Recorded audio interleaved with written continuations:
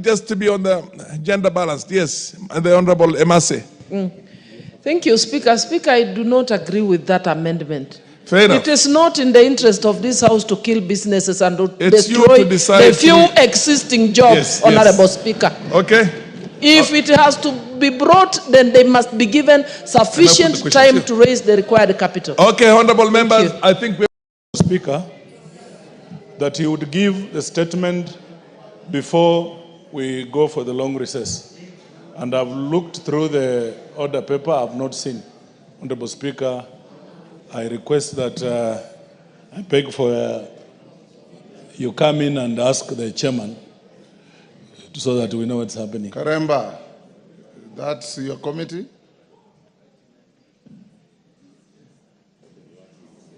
Next to you. Thank you, Honorable Speaker. I want to admit that the response to that statement has not yet been made available before my committee, and I will do a follow-up so that it is brought within the shortest time possible. The shortest time possible is tomorrow. Can you give a report tomorrow? Yes, I can give a report on the same tomorrow. Thank you. Tomorrow afternoon. Osoro? All the Osoro. Yes, DK, what is it? Give DK. Thank you, Honorable Speaker. On the same breath, I had asked a statement to chair education on the issues that were going on in University of Nairobi. You had ordered vehemently that that statement be given on Tuesday. Yesterday I was here the whole day. I didn't hear about it, and today I can't trace the chair. Maybe we mean to find out where that statement is. Thank you. Didn't I see some news that the committee is investigating the matter or something? Anyway, if Meli comes, we'll ask him. If he doesn't, we revisit it tomorrow. You can raise it tomorrow morning. Osoro? Thank you very much, Honorable Speaker. Honorable Speaker, I also want to bring to the attention of this House and perhaps deliberate on the incidences, or rather something that has happened within this week, Honorable Speaker, where the Ministry of Education has issued a directive of closure of 348 boarding primary schools, Honorable Speaker. And going through the report, Honorable Speaker, is that while we appreciate the government's effort to make sure that every boarding primary school is compliant, I think the statement, or rather the directive, may have come out of a panic reaction, Honorable Speaker. Because what the ministry did is that they went after the incident that happened in Nyeri, which was very unfortunate, Honorable Speaker. The ministry sent their officers in boarding schools for inspection to confirm compliance. And then they gave directive. Some were given 3 months to comply, others a month to comply, and even others 2 weeks. But Honorable Speaker, what is more shocking is that the ministry officials did not go back after 3 months to confirm compliance by reinspection of such schools so that they can make a decision whether to close or not. Because they decided to use the report of inspection that was done 3 months without re-inspecting, Honorable Speaker. Because there is one particular case in my constituency where, Honorable Speaker, I was appraised of an issue in a school called Metaburo Primary School, boarding school, a school that has really been in existence, Honorable Speaker, for several years. And when the officials of the school brought it to my attention on what they wanted done in the school for compliance, Honorable Speaker, we committed and invested in that school. They built a new dormitory. They did every structure that was required. But still, I saw the school on the list as having been closed because they have not inspected, Honorable Speaker. You know, looking at the education challenges, Honorable Speaker, that we are facing, the issues of CBC, the issues of grade 9, the issues of, people struggling with school fees, and then there is a holiday economic challenge. Parents are left confused on what to do when schools resume in January. You're telling them, you can now be a day scholar. One of the reasons why students go for boarding schools or to the boarding schools is because of distance and the choice of school. You cannot tell a parent who lives in Nairobi and has his kid in Nyeri boarding school that now you'll be going as a day scholar from Nyeri to Nairobi. There ought to have been a timeline, or more or less, for lack of a better word, moratorium of timeline, so that they can be able to comply gradually. We should not be making panic reactions when such incidences occur, Mr. Speaker. So I bring to the attention of this House so that you can deliberate and see what happens to the parents in January. And I think the chairman, I don't know whether he's here, he should actually guide us and tell us what exactly should be done, Mr. Speaker. Thank you. I should be asking you, where is the chairman? You are the whip. Yes, Farah. Mr. Speaker, I agree entirely with what the whip Osoro has said. As a matter of fact, in my constituency, they do not go to do any evaluation for one reason or the other. Maybe they use security as a reason. But they instructed the local officers, their education officers, to do it, which they did very well. Only to see now that those schools cannot be boarding schools anymore. And the whole idea of having a boarding school in a pastoral nomadic society is so that the pastoralists who move around with their animals can have their children in a boarding school so that they can access education. Mr. Speaker, in a whole, what you call a sub-county in my case, a sub-county, a whole sub-county, with 2 wards, the only 3 boarding schools we had to serve the pastoralist nomadic society there, they have closed them now. And we don't even know where they got the information from, because the local administration, education administration did send in there and say that these schools are compliant. The schools are compliant. So where they got this information from, nobody knows. And in any case, if you close a school in Liboi or in the Majale or in a place called Kulan, and when the parents are out there with their cows and camels, and one of them has got over 400 students. Mr. Speaker, it's a pity that the chairman of education is not here, but that is not good. That is literally an educational catastrophe to render more than 1,000 young men and women to have no opportunity to go ahead with their education because of one reason or the other. I mean, this is a very glaring thing. We put up those boarding schools so that these students can access them. So this has got to be reversed. How they're going to reverse it, I don't know. But at least in the case of those nomadic pastoralist communities where they did not even go, and the ones that you have complied with, like Osoro is talking about his own school, they must reverse it immediately and restate them as boarding schools, because that is the only way our children can access education. Ngong Johanna Ngeno. Give him the mic. Thank you, Mr. Speaker. Much as we might have issues, Mr. Speaker, with most of the departments in the Ministry of Education who are doing these assessments, Mr. Speaker, I think also it is time they put serious attention to not only even the schools that have issues or boarding schools that may have some particular issues which can lead to problems to the students and the people who are studying there, but they must also consider seriously matters of schools. I mean, because, Mr. Speaker, there was a time when these people would create ways of approving schools to be registered based on kilometers, number of kilometers, or number of... I think, Mr. Speaker, there has to be a very good standard of doing assessment so that we do not close schools which may be because of the substandard dormitories or substandard classrooms, and yet, Mr. Speaker, the needs of the people who are in that particular area need schools, need classrooms, need dormitories. So, Mr. Speaker, I think the Ministry of Education must have a very serious assessment body. I know they normally have what we call the CASO or something of that sort, Mr. Speaker, and I think that body has to be renewed so that it can be looking at very serious matters that make education very good. Thank you, Mr. Speaker. Ole Sunguli. Or who is that? Not Ole Sunguli? No, it's not you, Sunguli. It is Makali Mulu. Yeah, thank you, Honorable Speaker. Honorable Speaker, this outcry is real, and more so for public schools. And I think what is very critical was the timing. I think the timing was wrong, Honorable Speaker, because most of these public schools are being supported by NGCDF. And even when we look at the budgeting cycle, there is no way 3 months ago and today, anybody would have factored that expenditure into the budget. So how I wish that this could be suspended up to the next budget cycle, Honorable Speaker, and most of public schools. Why am I saying this, Honorable Speaker? I have one school in my constituency which has been affected. And the challenge is the school has already pupils in class, and now they are being told that January they can't report.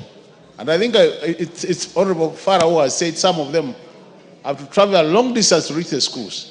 So I think it is really, we want to appeal to the ministry to suspend this decision for some time so that we can even factor the expenditure into the budgets so that we improve the situation.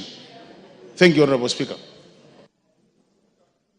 Yes, on the same issue, something else, then hold your horses. Rindikiri, on the same issue, go ahead.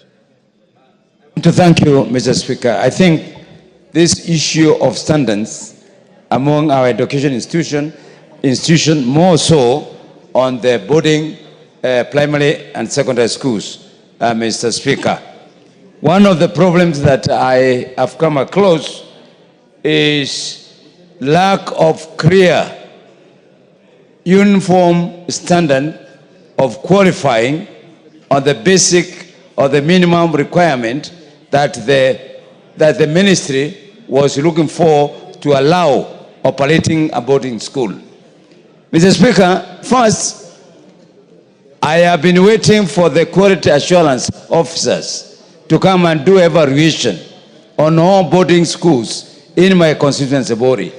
Up to now, Mr. Speaker, they haven't come. One reason as to why these people haven't come, Mr. Speaker, is because they have not been facilitated by the ministry to do so. Meaning, therefore, Mr. Speaker, the directive that was given to evaluate all the schools is not going to be done. One, because there is no uniformity. Two, they lack mobility power. There is no transportation given for these officers. So, Mr. Speaker, in as much as we are saying we are giving directives, I don't see the implementation of the same because of those reasons. Number two, lack of proper qualified personnel, Mr. Speaker. In many constituencies, thank you, we lack quality assurance officers, Mr. Speaker. They are using ministerial officials from the Ministry of Health, meaning there is a deficiency of the people who are qualified to give what they mean by standards that they need to implement. So I thank you, Mr. Speaker, but sometimes the government issue a directive which will not be implemented anyway because they are not facilitating these people to move. Thank you. Majority Leader, that issue raised by your whip is very important. Advise the Chair Education that tomorrow afternoon he should bring a statement to assure the country, one, the cogent reasons for closing such many schools and what measures are they putting in place to mitigate the inconvenience loss that may be suffered by both the schools, the parents, and the students. So tomorrow afternoon, inform Meli to give us even a preliminary statement to assure the parents and teachers and the country on the issue. Next order. Shimba, hold on. Changamwe, member. Thank you, Mr. Speaker. I rise to plead with this House, Mr. Speaker, especially the chairman of Labour who has just left, if perhaps you could be recalled, because sometimes in February I raised the matter of the EPZ, that is Ashton and Mombasa Apparel. These two companies had actually changed names, Mr. Speaker, and they wanted to have the workers to remain in the company and, of course, to forgo all the years that they have actually worked. I thank God, through the intervention of this House, Mr. Speaker, we managed to have the employer pay them their dues. However, because this matter was actually made possible by the union, the employer started... Honorable Shimba. Yes, please. You requested for a statement. Yes, please. I did request for a statement. And it's supposed to be responded to? To be by the Labour chairman. So don't repeat what you asked in the statement. I'll direct that the chair Labour gives you a response tomorrow morning.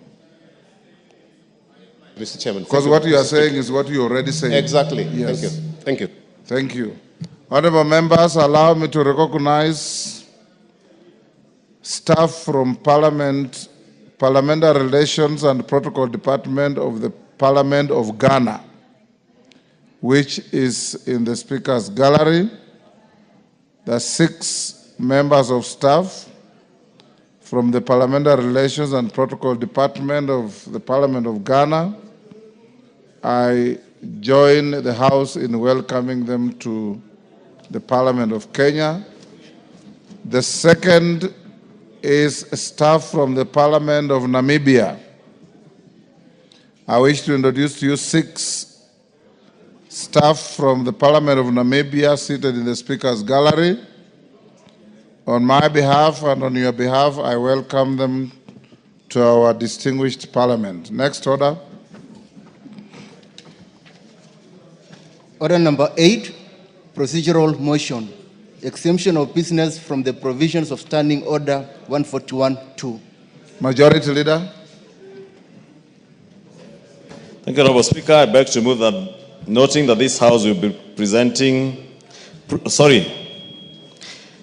noting that this House will be proceeding for a long recess from Friday, 6th December 2024 to Monday, 10th of February 2025 in accordance with its calendar, and taking cognizance of the implications of the provisions of Standing Orders 141-2 on specified bills pending at the second reading stage of consideration in the House. Now, therefore, pursuant to the provision of Standing Order 256, exemption of business from the Standing Orders, this House resolves to exempt the following bills from the provisions of Standing Orders 141-2, lapse and introduction of bills during the period of the 3rd and 4th sessions. 1, the Political Parties Amendment Bill, National Assembly Bill number 35 of 2022. 2, the Fisheries Management and Development Bill, National Assembly Bill number 29 of 2023.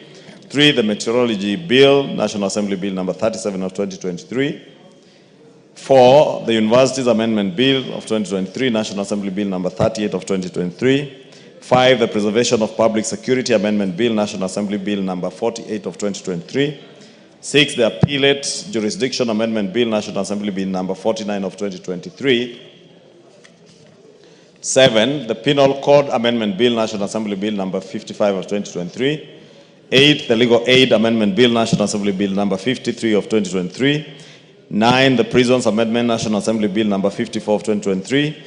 10, the Mining Amendment Bill, National Assembly Bill number 51 of 2023. 11, the Cancer Prevention and Control Amendment Bill, National Assembly Bill number 19 of 2023. 12, the Kenya Roads Amendment Bill, National Assembly Bill number 34 of 2023. 13, the National Transport and Safety Authority Amendment Bill, National Assembly Bill number 36 of 2023. 14, the Anti-Corruption and Economic Crimes Amendment number 2 Bill, National Assembly Bill number 40 of 2023. 15, the Gold Processing Bill, National Assembly Bill number 46 of 2023. 16, the Basic Education Amendment Bill, National Assembly Bill number 59 of 2023. 17, the Employment Amendment Bill, National Assembly Bill number 62 of 2023. 18, the Universities Amendment number 3 Bill, National Assembly Bill number 64 of 2023. And lastly, 19, the Institute of Social Work Professionals Bill, National Assembly Bill number 17 of 2023. Honorable Speaker, as I mentioned, these are procedural motion to exempt all the 19 bills from lapsing at the end of this session. And as members will notice, many of these bills that are sponsored by private members, including the bill sponsored by the Honorable Shinali, the member for Ikolomani in Kakamega County on gold processing. And therefore, Honorable Speaker, I beg to move and request the sponsor of that gold processing bill, which is among the bills being saved from lapsing, to second the motion in agreement. I beg to move and request Honorable Shinali to second. Honorable Shinali. Thank you, Mr. Speaker, for giving me this chance. Thank you, Majority Leader, for moving that motion to give life to bills, Mr. Speaker, which members have taken time to research and come up with bills, Mr. Speaker. Mr. Speaker, if I particularly talk about gold processing bill, Mr. Speaker, it is not time to debate your bill. Just second the motion. Okay, Mr. Speaker. Save the bill from lapsing. Thank you, Mr. Speaker. I stand here to second the Majority Leader for moving the motion. Thank you. The Honourable Member for Naivasha, take the nearest seat. Thank you. Honourable members, order. Order. Honourable members, I now propose the question on the exemption of business from the provisions of Standing Order 141 to at Order number 8, which is that noting that this House will be proceeding for a long recess from Friday 6th December 2024 to Monday 10th February 2025, in accordance with its calendar, taking cognizance of the implications of the provision of Standing Order 141-2 on specified bills pending at the second reading stage of consideration in the House.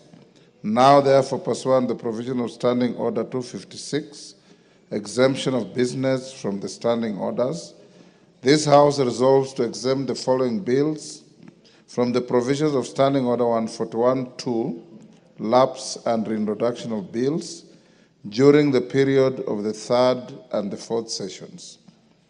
1. The Political Parties Amendment Bill, National Assembly Bill number 35 of 2022. 2. The Fisheries Management and Development Bill, National Assembly Bill number 29 of 2023. 3. The Meteorology Bill, National Assembly Bill number 37 of 2023. 4. The Universities Amendment Bill, 2023, National Assembly Bill number 38 of 2023. 5. The Preservation of Public Security Amendment Bill, National Assembly Bill number 48 of 2023. 6. The Appellate Jurisdiction Amendment Bill, National Assembly Bill number 49 of 2023. 7. The Penal Code Amendment Bill, National Assembly Bill number 55 of 2023. 8. The Legal Aid Amendment Bill, National Assembly Bill number 53 of 2023. 9. The Prisons Amendment Bill, National Assembly Bill number 54 of 2023. 10. The Mining Amendment Bill, National Assembly Bill number 51 of 2023. 11. The Cancer Prevention and Control Amendment Bill, National Assembly Bill number 19 of 2023. 12. The Kenya Roads Amendment Bill, National Assembly Bill number 34 of 2023. 13. Order. 13. The National Transport and Safety Authority Amendment Bill, National Assembly Bill number 36 of 2023. 14. The Anti-Corruption and Economic Crimes Amendment number 2 Bill, National Assembly Bill number 40 of 2023. 15. The Gold Processing Bill, National Assembly Bill number 46 of 2023. 16. The Basic Education Amendment Bill, National Assembly Bill number 59 of 2023. 17. The Employment Amendment Bill, National Assembly Bill number 62 of 2023, 18, the Universities Amendment number 3 Bill, National Assembly Bill number 64 of 2023, and 19, the Institute of Social Work Professionals Bill, National Assembly Bill number 17 of 2023. We put the question. Honorable members, I now put the question. Order, Honorable Kajwang. At order number 8, that noting that this House will be proceeding for a long recess from Friday, 6th December 2024 to Monday, 10th February 2025, in accordance with its calendar, taking cognizance of the implications of the provision of Standing Order 141-2 on specified bills pending at the second reading stage of consideration in the House. Now, therefore, pursuant to the provision of Standing Order 256, exemption of business from the standing orders, this House resolves to exempt the following bills from the provision of Standing Order 141-2, lapse and reintroduction of bills during the period of the third and the fourth sessions. 1, Political Parties Amendment Bill, National Assembly Bill number 35 of 2022. 2, the Fisheries Amendment Management and Development Bill, National Assembly Bill number 29 of 2023. 3, the Metrology Bill, National Assembly Bill number 37 of 2023. 4, the Universities Amendment Bill, 2023, National Assembly Bill number 38 of 2023. 5, the Preservation of Public Security Amendment Bill, National Assembly Bill number 48 of 2023. 6, the Appellate Jurisdiction Amendment Bill, National Assembly Bill number 49 of 2023. 7, the Penal Code Amendment Bill, National Assembly Bill number 55 of 2023. 8, the Legal Aid Amendment Bill, National Assembly Bill number 53 of 2023. 9, the Prisons Amendment Bill, National Assembly Bill number 54 of 2023. 10, the Mining Amendment Bill, National Assembly Bill number 51 of 2023. 11, the Cancer Prevention and Control Amendment Bill, National Assembly Bill number 19 of 2023. 12, the Kenya Roads Amendment Bill, National Assembly Bill number 34 of 2023. 13, the National Transport and Safety Authority Amendment Bill, National Assembly Bill number 36 of 2023. 14, the Anti-Corruption and Economic Crimes Amendment number 2 Bill, National Assembly Bill number 40 of 2023. 15, the Gold Processing Bill, National Assembly Bill number 46 of 2023. 16, the Basic Education Amendment Bill, National Assembly Bill number 59 of 2023. 17, the Employment Amendment Bill, National Assembly Bill number 62 of 2023. 18, the Universities Amendment number 3 Bill, National Assembly Bill number 64 of 2023. And 19, the Institute of Social Work Professionals Bill, National Assembly Bill number 17 of 2023. As members of that opinion say aye. Aye. Will those of the contrary opinion say nay? The ayes have it. Yes, Honorable Wangwe. Give him the mic. Thank you, Honorable Speaker. Honorable Speaker, I must appreciate the Majority Leader for having considered Standing Order 141 in extension of the bills. My concern, Honorable Speaker, is Standing Order 141 is silent on the reports. Particularly myself being the chairperson of PIC, I have 3 reports on the floor. May I maybe get some clarification on what happens to my reports once the House adjourns? Thank you, Honorable Speaker.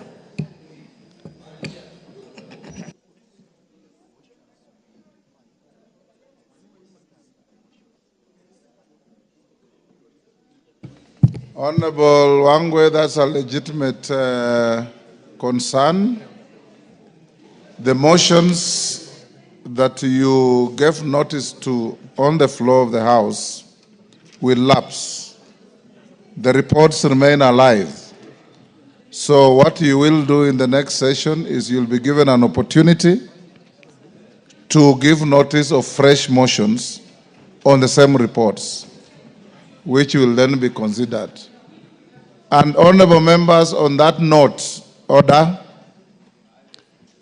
I know that we have not done exemplarily well with members' bills, private members' bills, for the reason that many of you who have bills don't turn up to prosecute your bills. So the fault lies squarely with us members.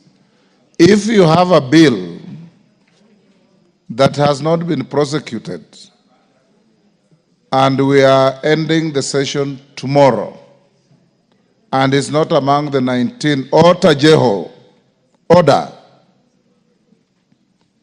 When a communication is being made to the House, you listen.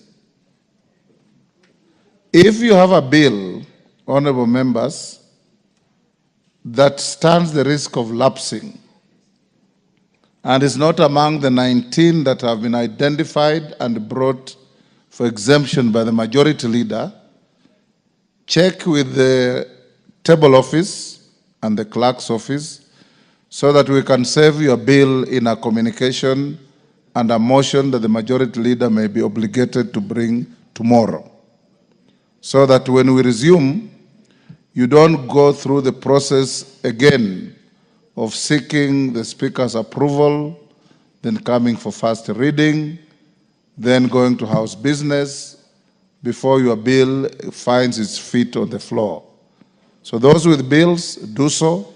Those with motions, you take the cue from the advice I've given to the Honorable Wangwe. Thank you. Next. Yes, Carol Omondi. Thank you very much, Right Honorable Speaker. I think I brought up this issue a few weeks ago. I think the delay is more in the processing. I have 3 bills. They have to go through budget committee. Then they have to proceed to the departmental committees, and it's taking forever. Did I get the opportunity to appear 2 weeks ago before the budget committee, and then they are on one bill, and they've been there for what, 3-4 months? I think there's more issues at the back end of the office than when we publish the bills. That's where we really need help. Thank you, Honorable Speaker. And going forward, Carol, when you realize your bill is being delayed inordinately, write to Mr. Speaker so that we can be able to track the bill and make the committees to fast track the processing. I know that they're obligated to process the bills anyway, but where there is a delay that is unreasonable, then my office will assist any member whose bill is suffering such delay. Owen Bayer. Give Owen Bayer the mic. Honorable Speaker, thank you very much for raising, and Carolio Mondi for raising that. Honorable Speaker, I think you need to use your powers, understanding Order 1, to actually veto the bill, whether this must go to budget. There are certain bills that we do, and it takes really time. But it takes you 6 months before it is tabled at the budget, and yet it doesn't have any implication on budget, even at face value. And I think we need to change that, because budget actually delays. I've had 3 of my bills lapse because I have to queue at budget, and budget are busy because during the budgeting period, they're very busy. They will not be able to process bills. But I think you need to look at your office and the officers we have to determine at that level whether this bill must go to budget or it doesn't have any budgetary implications until otherwise discovered probably in the process, so that we can fast track bills. I have suffered, Honorable Speaker. I take time. You've seen very many of my communication on bills, but none of them makes it to the floor of the House just because the budget has not sat. They are too busy. And if you look at the queue, Honorable Speaker, they take 3 months to give you a report. 3 months to give you a report on an amendment of 4 or 5 lines. Honorable Speaker, I think you can determine that without having to take everything to budget. I think. Yes, Honorable Emase. He is not talking of the budget committee, he's talking of the budget office. I'm sure you are jumping up to defend the budget committee. It is not the budget committee is referring to. Yeah, DK. I believe, Owen, you are talking of the budget office. Yes. DK. Give DK the mic. This mic, okay. Thank you, Honorable Speaker. Mine is a bit unique. I had an amendment on the CDF Act, and I appeared through the Budget Committee. I was advised that the matter was sub judice as a result of the ruling from the court, but given that we were given that grace period of 2 years to, for the CDF to still continue and still determining what to do, I wanted your ruling on this lacuna, on actually what happened to that amendment. Should it be paused for 2 years, or should we proceed to amend? There is no lacuna, DK. The act was declared unconstitutional, but there's a saving grace of 2 years while it's in purgatory. Right? Ichungo and his team, and we are already working on it, the team of our legal caucus in the House, co-chaired by Honorable Chepkonga and Otienda Molo, with Osoro and group in the team, Kaluma, all the lawyers, are already working on a constitutional amendment and a possible redrafting of the bill. There is also an appeal preferred against the judgment of the court, but we don't have a stay to validate the annulled act. As it stands, the act was declared unconstitutional. The saving grace is only when the judgment will become effective. So you can't amend a non-existent act. So your bill collapses on that ground alone. Yes, Oundo? Speaker, thank you for the guidance, and also thank you, Majority Leader. Honorable Speaker, I know it could be provided for in some part of the standing order, but probably just to put the records right. There are a number of bills we have managed to process up to the question being put after the second reading. I suppose they are not affected by that particular standing order. And second, Honorable Speaker, on the issue Honorable Baya has raised, probably needs to put it also in context. Bills also delay so much in the Budget and Appropriation Committee. That's the fact of the matter, Honorable Speaker.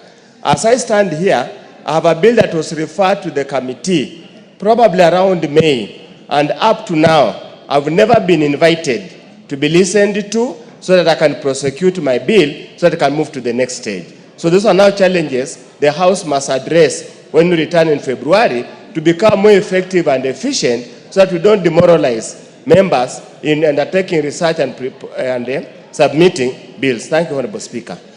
Thank you. What I'll do, Honorable Undo, and those with your situation, from next session, I'll give clear direction on how long a bill should stay in any committee, so that the committees can be obligated to finish up with bills. There are some committees that are very efficient. Bills don't last there for more than 2-3 weeks. There are others that keep bills for up to a year. So I'll give general direction so that the Majority Leader and his team can be able to help police the committees to do their work quickly and efficiently. Thank you. Next order. Order number 9, motion. Report of the Committee of the Whole House on its consideration of Senate amendments to the Statutory Instrument Amendment Bill, National Assembly Bill number 2 of 2023. Question to be put. Members on their feet, take your seats. Take your seats. DK, take your seat. These days you are very mobile in the House. Honorable members, I will now put the question at order number 10.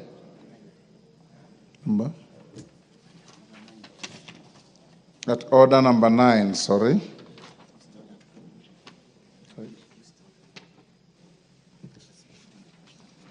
Which is that this House do agree with the report of the Committee of the whole House on its consideration of Senate amendments, the Statutory Instruments Amendment Bill, National Assembly Bill number 2 of 2023.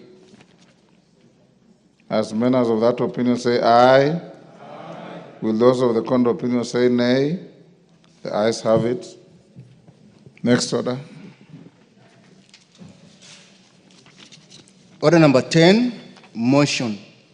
Report of the Committee of the whole House on its consideration of the Tax Procedures Amendment number 2 Bill, National Assembly Bill number 46 of 2024.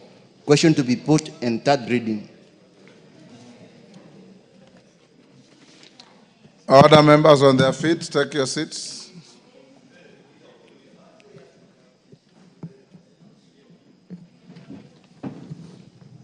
Honorable members, I now put the question at order number 10, which that this House do agree with the report of the Committee of the whole House on its consideration of the Tax Procedures Amendment number 2 Bill, National Assembly Bill number 46 of 2024. As members of that opinion say aye. Aye. Will those of the contrary opinion say nay? The ayes have it. Mover. Honorable Speaker, I beg to move that the Tax Procedures Amendment number 2 Bill, National Assembly Bill number 46 of 2024, be now read a third time, and I request the Honorable Ngelechei to second. Ngelechei, give her the mic. There you are. Is a mic on your right? Thank you, Honorable Speaker. I second. Thank you. Take your seat, Honorable Member.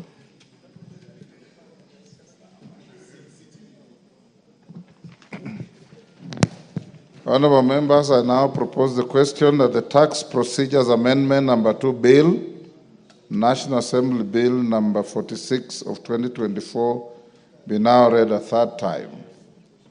I put the question, and I ascertain, honorable members, that we have quorum to cast this vote.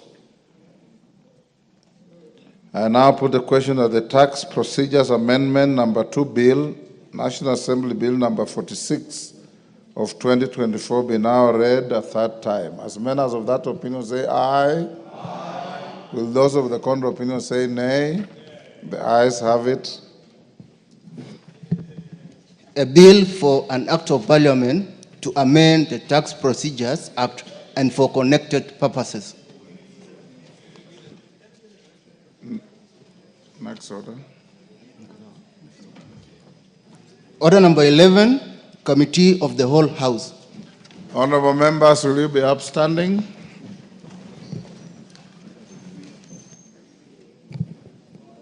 Who is chairing? You?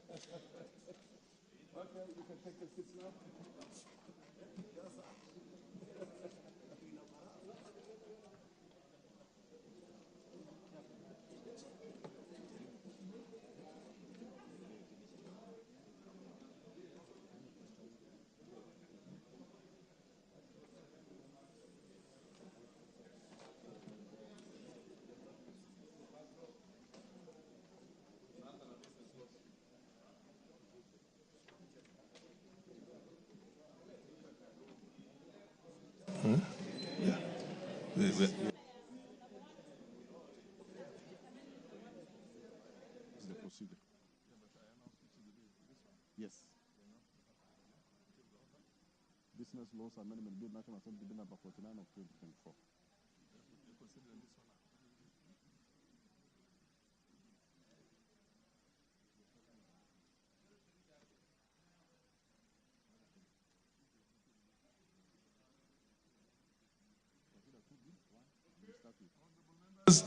Honorable members, please take your seats.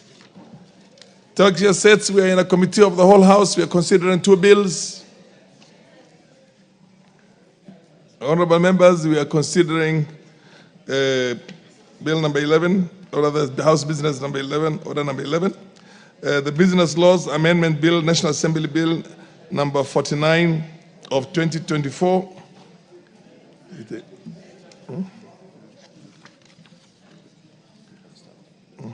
Clause 2. There's no amendments. Yeah. I propose the question that clause 2 be part of the bill. I put the question that clause 2 be part of the bill. As many of the opinions say aye. As many of the contrary opinions say nay. The ayes have it. Clause 3.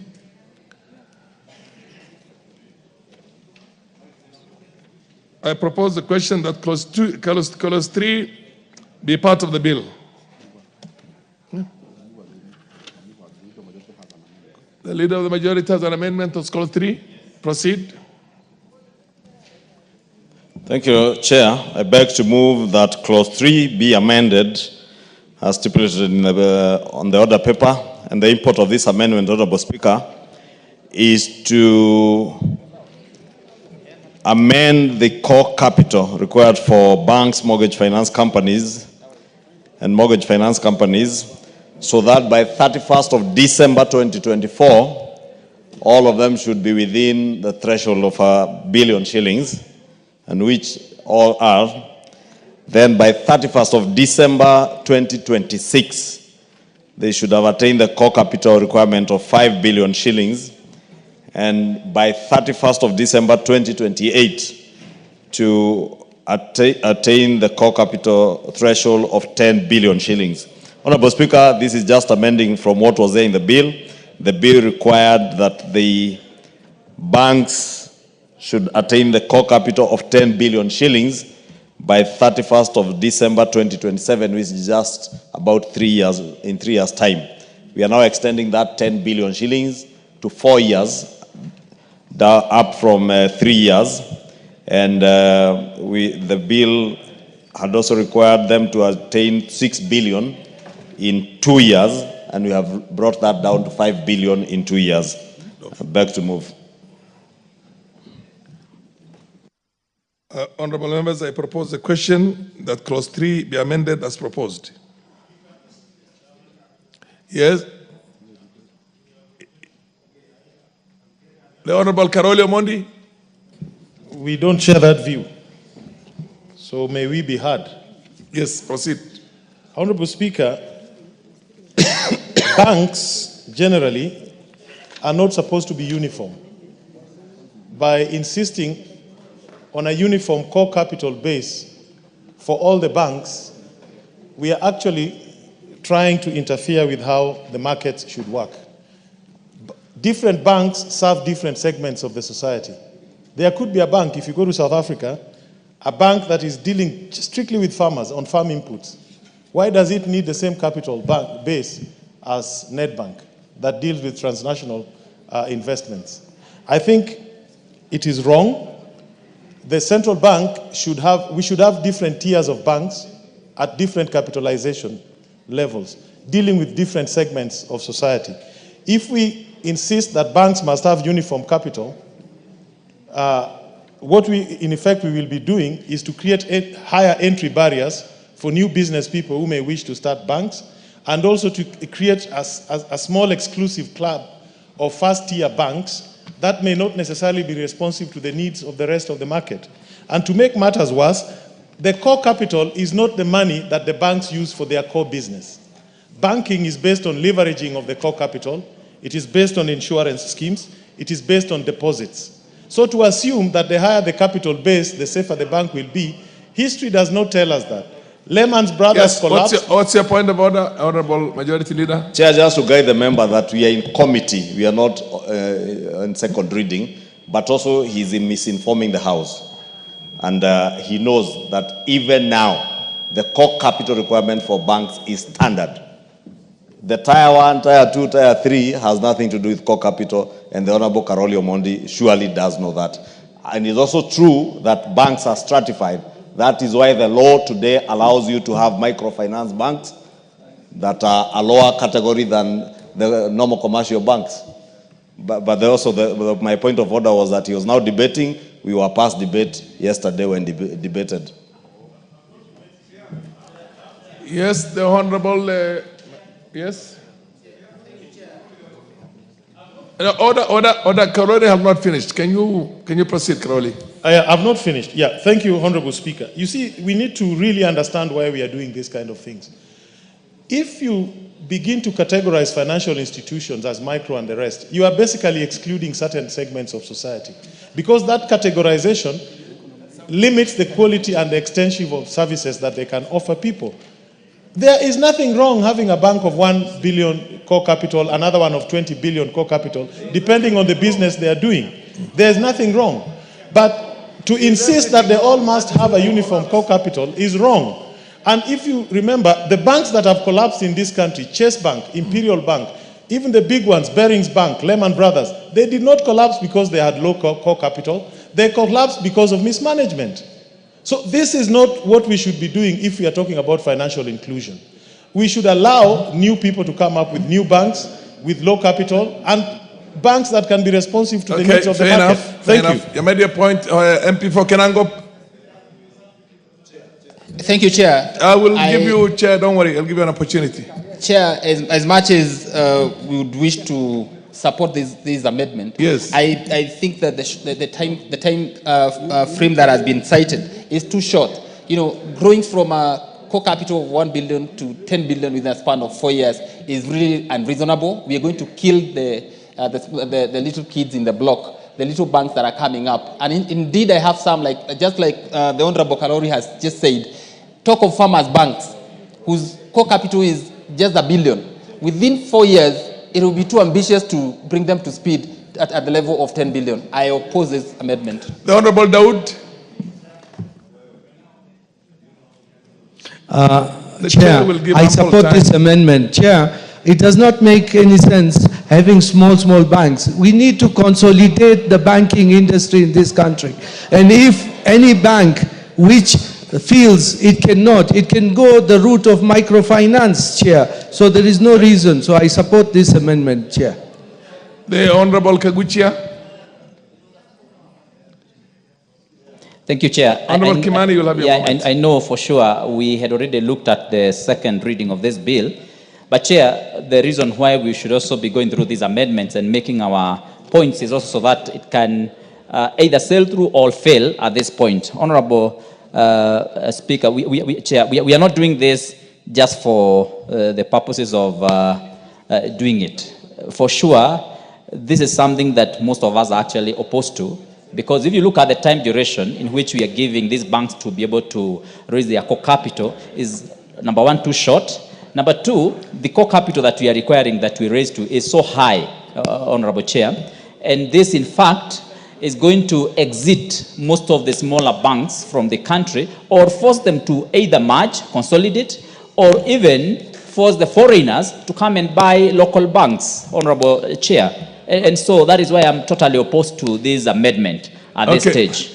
The Honorable Oundo, be very brief. You know, this is the third reading. Chair, I just wanted your guidance. There are very many amendments on that particular clause. Probably also have an amendment I would wish to prosecute. We will go one by one. We will deal with this, and we have a number of amendments, and we'll deal with them one at a time. Okay, fine. That's understood. Okay, the Honorable Malio. The Honorable Member of Parliament there, yes. Kitui Rural, proceed. Chair, I totally oppose this amendment. As a member of Finance Committee, we made the stakeholders, 6 banks cannot raise this amount of money within 4 years. That means these banks are going to collapse. We are going to have financial shocks in the country, and we are going to lose employment. Do you wish to be informed by the majority leader? As a committee, we have proposed 7 years. Thank you very much. Do you wish to be informed by, okay, the Honorable Chair of Finance? Let me give you this opportunity, Chair of Finance. Chair of Finance, proceed. Honorable Chair, I would like to inform this House on a few things. One, we have 24 commercial banks in Kenya. Out of these 24 banks, there are 18 of them already. Their core capital is around 6 billion shillings. We have only 6 banks that are between 3 billion and 5 billion, and that is a fact. And therefore, the amendment, the Committee of Finance had proposed to have 4 within 8 years. But the leader of majority, majority is bringing an amendment to reduce that to within 4 years. And if you look at now the time that is given, I think it's a reasonable ask, but the House should make a decision on this matter. On the question of tires of banks, it is a discussion we had with as a chair of the committee, what is your position? Yes, what's your point of order, Honorable Media Odhiambo? She's on a point of order, so let's wait. Yeah. Thank you, Chair. Chair, I'm requesting the Chairman of Finance to be seated. Chairman of Finance and Majority Leader, please be seated. Because it's on the floor, so the rules require that he sits. The Majority Leader can stand because it's not on the floor. Proceed. What's your point of order? Okay, you got your point of order. Yeah, thank you, Chair. Chair, my concern is that, and perhaps that is the reason that you see the Finance Chair and the Majority Leader are conversing. Chair, if a committee has done a report and brought before the House, and the Majority Leader has a different proposed amendment or opinion, Chair, that is something that is left to the House. The Chair of Finance has no business trying to persuade us to then follow the Majority Leader, unless I didn't hear him right, or unless he's departing from his own committees, which is not also allowed by rules. He has to persuade his own committee. Order, Honorable Millie. Chair of Finance was categorical. He said, given the number of banks that have got that threshold now, they did not accept. I mean, they are not in line. Am I right? You are not in support of exactly what the Majority Leader is trying to do as an amendment. For the record, the Committee of Finance and National Planning, in our report, we had recommended that we give them 8 years. Okay. And that is in our report. That fair enough. You are bound by the collective majority, like any other member, is allowed to bring an amendment to the floor of the House. And then now the decision is fair what enough. This House will pronounce. Absolutely. No, you've done it. Makilap. I will just take 2 more and then I'll put a question. Thank you, Mr. Speaker. Thank you, Mr. Speaker. Yes. Can I be given audience? But the chair is also able to see the... Yes. After I'm a member of Finance and Committee. Planning. Yes. After receiving views from Kenyans through public participation. Yes. After examining the situation in our country. Yes. And after even looking at, even if banks were to merge, the merger process takes about 3 years. Yes. Even if they were to reorganize their capital, they will take more time. That is why the committee felt that, after listening to Kenyans, felt that, honestly, these Kenyans require time to meet the demand, and that's why we have agreed 8 years as a committee of the National Assembly of Finance and National Planning. The Honorable Ngusia, you had something to say? Chair, I just share the same sentiments my colleague has expressed, and I think we need enough time for the I think you've already done sufficient ventilation. Just to be on the gender balance, yes, and the Honorable Emase. Thank you, Speaker. Speaker, I do not agree with that amendment. Fair enough. It is not in the interest of this House to kill businesses and to destroy the few existing jobs, Honorable Speaker. Okay.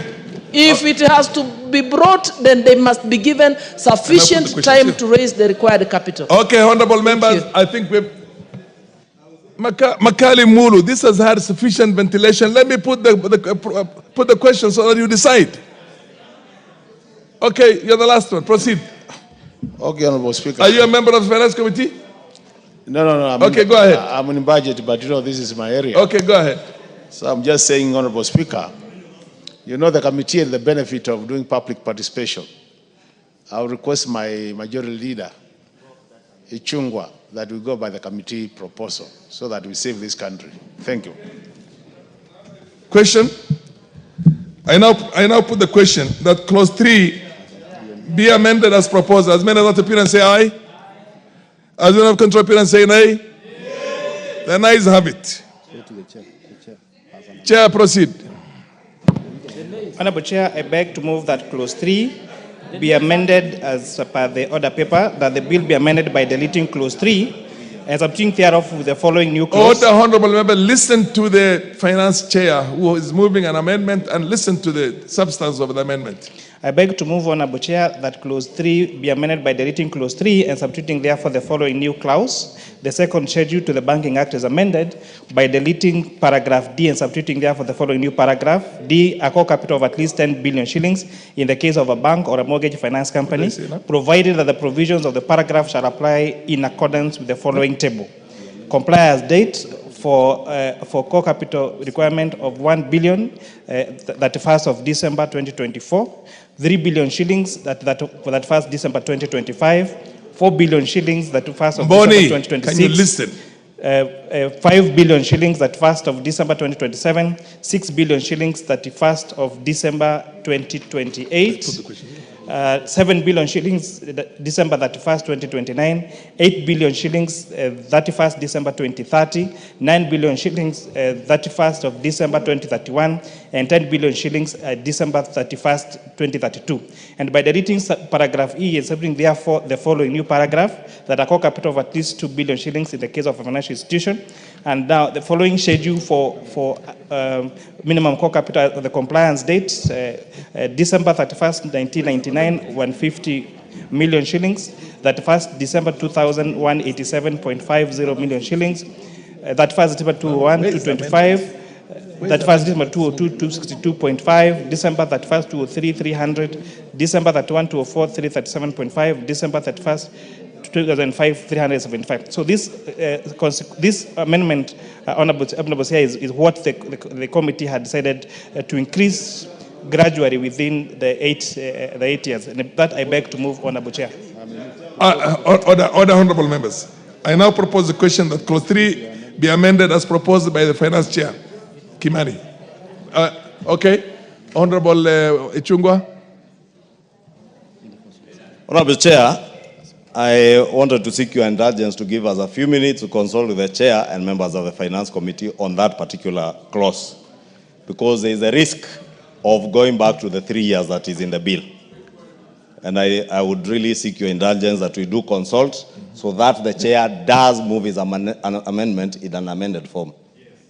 Otherwise, we will go back to the 3 years that is in the bill. 3 years, not instead of 8 years, you go back to the 3 years in the bill. So we consult and he moves his amendment in an amended form. Or we stick to the 3 years that as was proposed in the bill. Just give us a few minutes. Order. Honorable Majority Leader. Order, honorable members. Yes. The finance chair is seeking an amendment.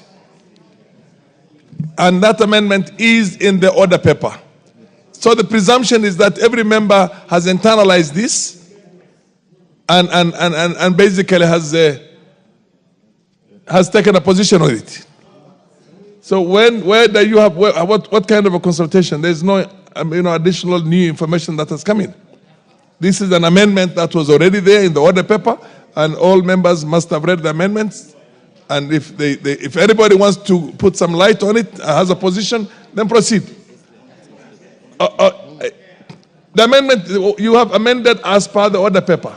You're seeking an amendment as per the order paper. Order, honorable members. Honorable Kimani.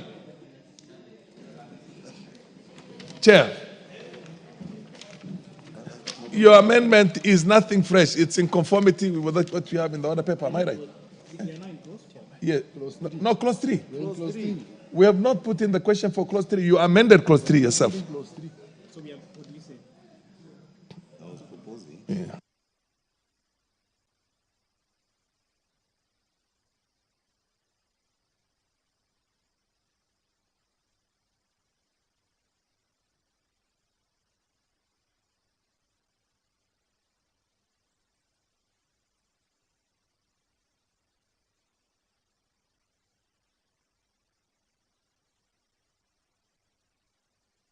Give me that. I give you 5 minutes as a finance committee and the majority leader to consult on this, because you're trying to reach a kind of a middle ground on that. So,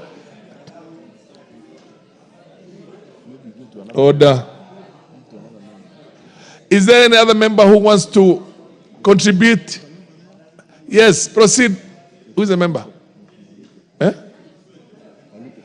Waluke, are you still raising your hand, or you have decided? Okay. Huh? Yes, Honorable Kenan. Mr. Speaker, I'm a member of the committee. Go, proceed. I'm hearing you. I am a member of the committee, and I want to talk to my colleagues direct. We are already reeling from the effects of the Gen Z activities. We need to allow the small businesses, including the banks, to recoup and put themselves in a manner that they can grow. I want to beseech you. Honorable 4 years is such a short time. Tomorrow there will be a crisis. Many of them will close their doors. Yes, MP for Kichogo. What has been... So proceed, Honorable Kenan. Honorable Kimani, you better listen to your colleagues in the finance committee. You have reached a consensus. But then, what? Proceed with your. Okay, I was saying, I'm told now the chair and the ML and other groups have agreed. But what I wanted to persuade you is, we are in this country. We understand the business climate. Let us not cause another crisis. The timeline given by the committee members was informed by the critical public participation. We have had the public. We need to hear the public. We need to resonate our thinking with what the people on the ground are saying. Let us go by the recommendation of the committee. It makes sense. It will allow a gradual change from what was there.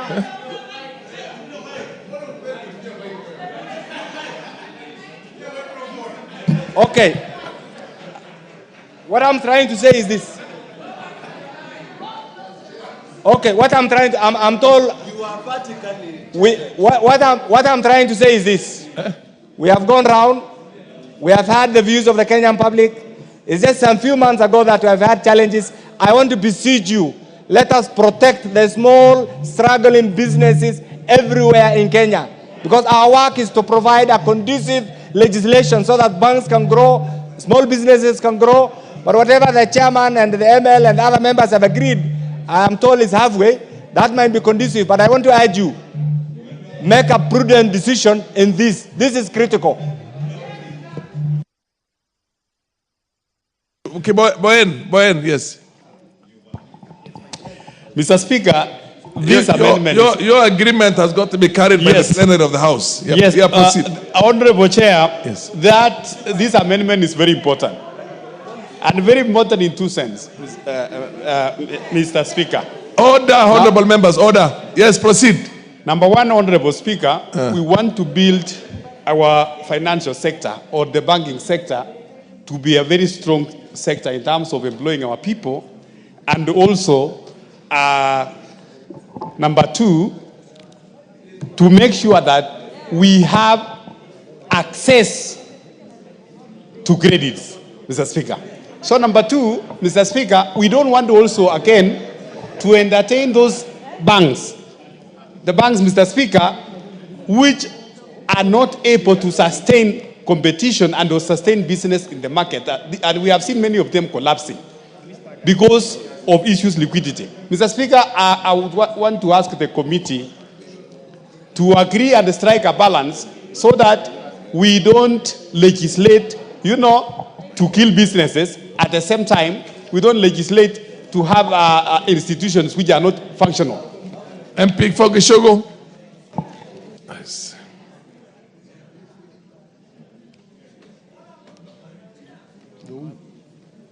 Yes. MP for Gishogo. Chair, had I not been caught up by time, I would have proposed an amendment to delete the entire clause, because we should leave business to thrive at their own pace and ability. And those kind of issues that have been raised that people can merge. People come into business with their own principles of operating. But now, because I'm a bit late on this amendment, then I'll propose that we go by 8 years or even 10 years so that businesses can grow. We need, as long as they are regulated, they can have as low core capital as possible. Okay. Muriu.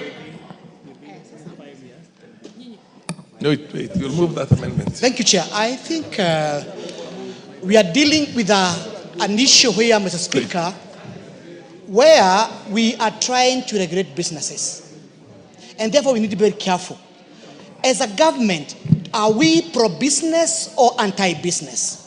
Now, if you are pro-business, then what we need to do, Mr. Speaker, Mr. Chairman, is to do away with this clause. Let the business grow organically. Remember, already these banks are talking about, it is the employees who are paying the chief, the SHA, the NSSF, and the housing. And to be very honest, Mr. Speaker, they are even forced to increase the salaries for their staff. Therefore, we are increasing the problem over the problem. Mr. Speaker, my opposition is that this clause need to be deleted altogether. Thank you.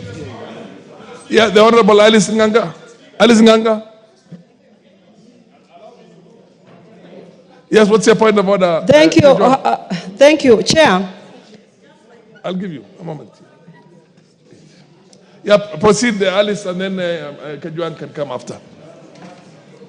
Give the mic to Alice. Alice Nganga. Thank you, Chair. Chair, just like life, there are people who are ahead, there are others who are behind. But within time, even the ones who are behind usually catch up with the ones who are ahead. Let us give our businesses in this nation a conducive environment to thrive. Let us give our banks a time to thrive. Today, I might not be the leading bank, but next year, I might be the one who is leading. So let us give them enough time, rather than saying this one have to merge with this other one. No, let other businesses outside here have their time, and also to sell their product. I might not be selling very well this year, but I might be selling very well next year. Okay. Yeah, Honorable Kajuang. There are three ways you have to look at this thing. Mr. Speaker, yes. Let us be sober on this matter. First of all, Chair of Finance, you need to lead us properly. You need to let us know if we are kind of freezing, giving a holiday, tax holiday for 10 years. No. This is very important to understand this so that we know whether to support you or not to support you. Are you saying that the period is frozen for 10 years? Within that period, there will be no growth. That is number one. But as I understand it, these things are progressively done every other 3 to 4 years. And every year, we have a finance bill coming. And in that finance bill coming, National Assembly will always revise as it is necessary. So there are two things. If we fear that the problem will be that we will not extend as it will come in the financial bill, then you need to work out an amendment between you and the majority leader to give us 3 or 4 years renewable by the House when we come on financial. But it makes no sense to me that you can freeze for 10 years. 10 years, a tax holiday. I mean, it's not a tax holiday, a decapitation. You cannot freeze for 10 years. What's the point? It does not make sense to be informed? Do you wish to be informed by Honorable Kimani? Proceed. Yes. Okay. Yes. Chair and then leader. Honorable Chair, I think the MP for Ruaraka is not well appraised of this matter. I can see this. He has not internalized very well. The point in question is not a tax problem.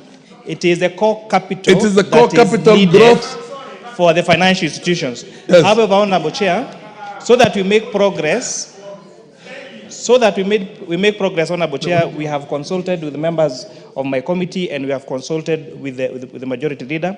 And now I'm moving an amendment in an amended form so that we can get a compromise where the banks will have time to comply with the core capital. And again, not so long that there are risks of also those banks collapsing with people's deposits. And in any case, Honorable Speaker, Honorable Chair, as I explained, most of the banks are already compliant. So already 18 of these banks are above 6 billion shillings core capital already.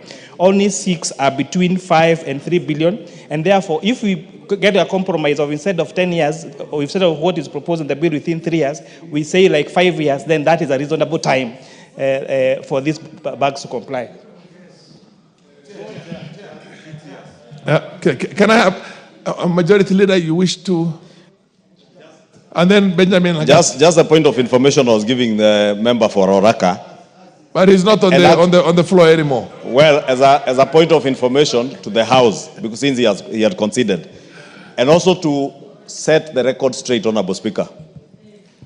Because what we are talking about, core capital of a bank. If you can protect me from these members who are making noise behind me. Core capital of a bank, Honorable Speaker. They're consulting, they're not making noise. Proceed. Is about, forget the capital owners, yes, the bank owners. It is about your constituents, the people who have elected you to represent them here. People who will never raise billions. People who walk into a bank to deposit their hard-earned 1,000 shillings, 10,000 shillings, 100,000. When these banks collapse because of inadequacy of capital, and I want to agree with Karoli at times mismanagement, it is your constituents who suffer, not the capital owners. Therefore, this House can never be seen to be defending and speaking on behalf of capital owners. Point number one. Point number two, Honorable Speaker. The Honorable TJ is right. This House legislates every year and every day. If we legislate today, nothing stops this House from changing legislation if we find that any of the 6 banks that have not met that threshold are unable to meet validly. To protect our people, Honorable Speaker.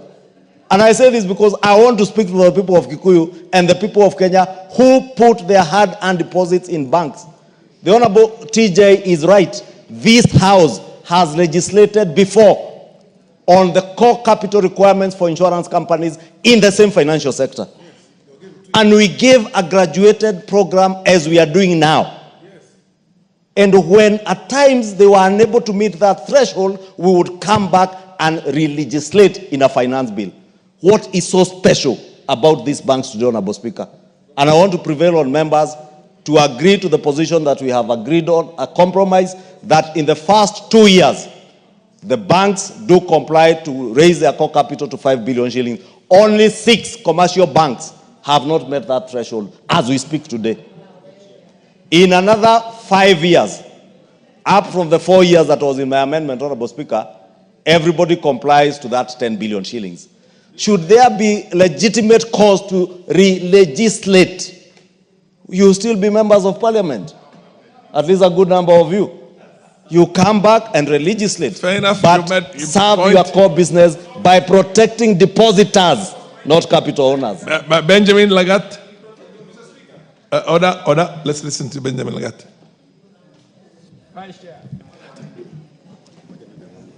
Sorry. Thank you, Mr. Chairman.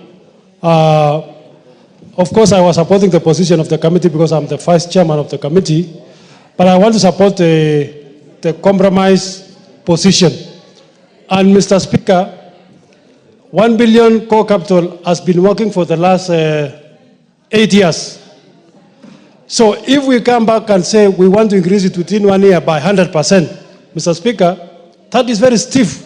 And to get 1 billion, Mr. Speaker, is not very easy. In fact, if we were to go that direction, it means the banks will not be lending for the next 4 years to the public, because now they have to struggle to get money to become the core capital of their business. So, Mr. Speaker, I want to support the compromise position. And, Mr. Speaker, we must give time for these businesses to get the money to be able to capitalize themselves. Thank you.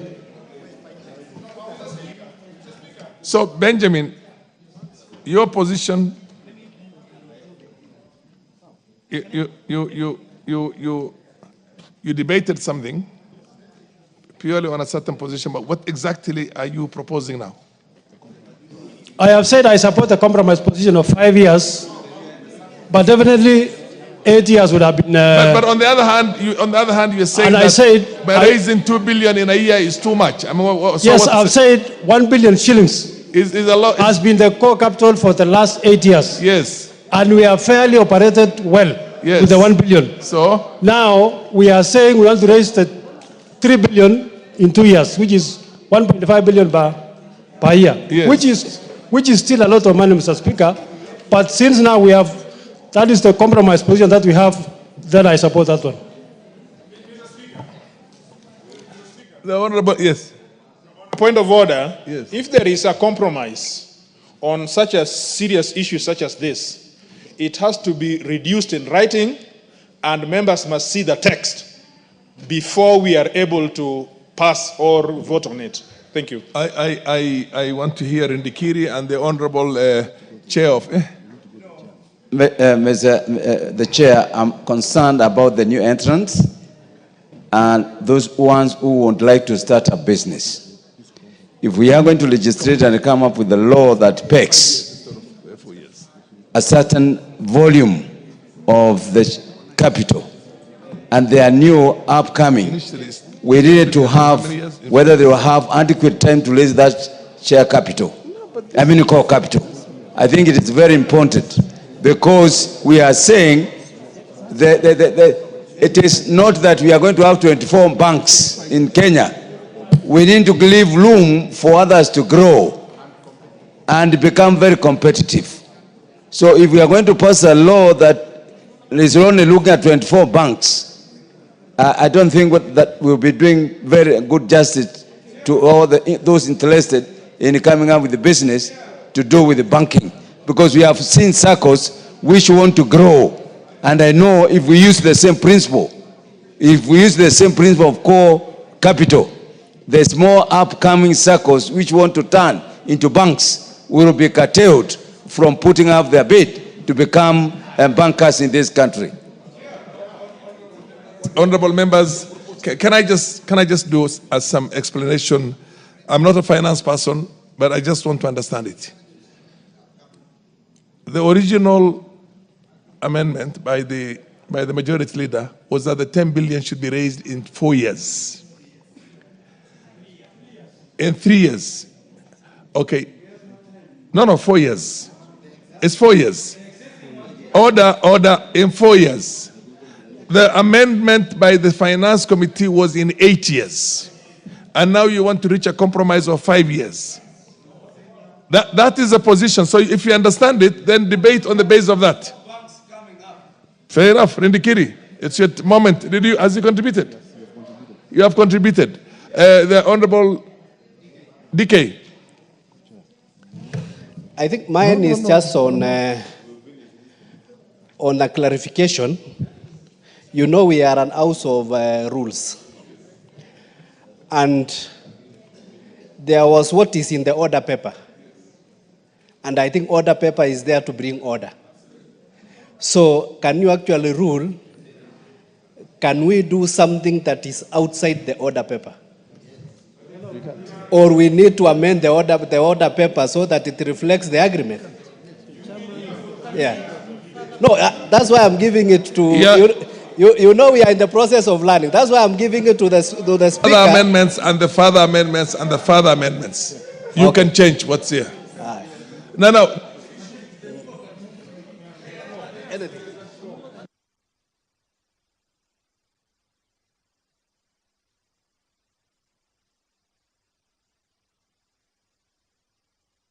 Just put it.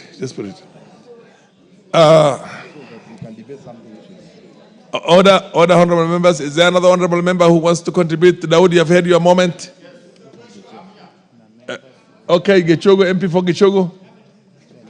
No, you're going to move the amendment. Let's just do the bit of ventilation. Yes.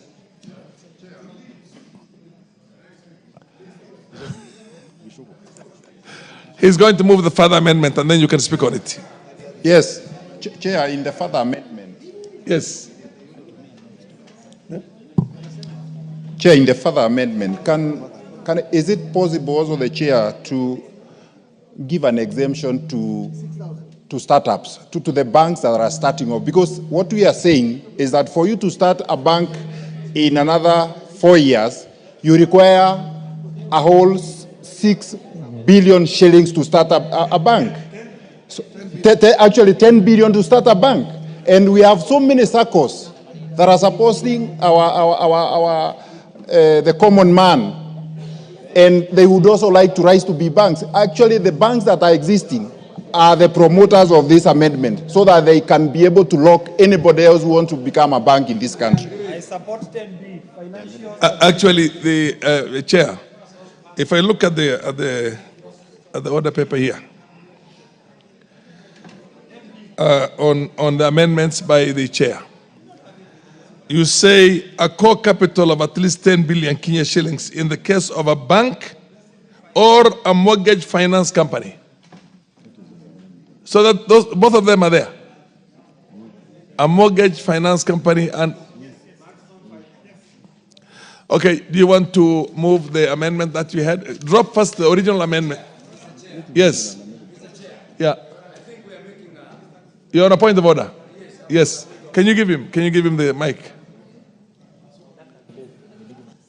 I know we are rushing through something that is essential. We are making what I call a principle, because that does not mean that this country will have only 24 banks.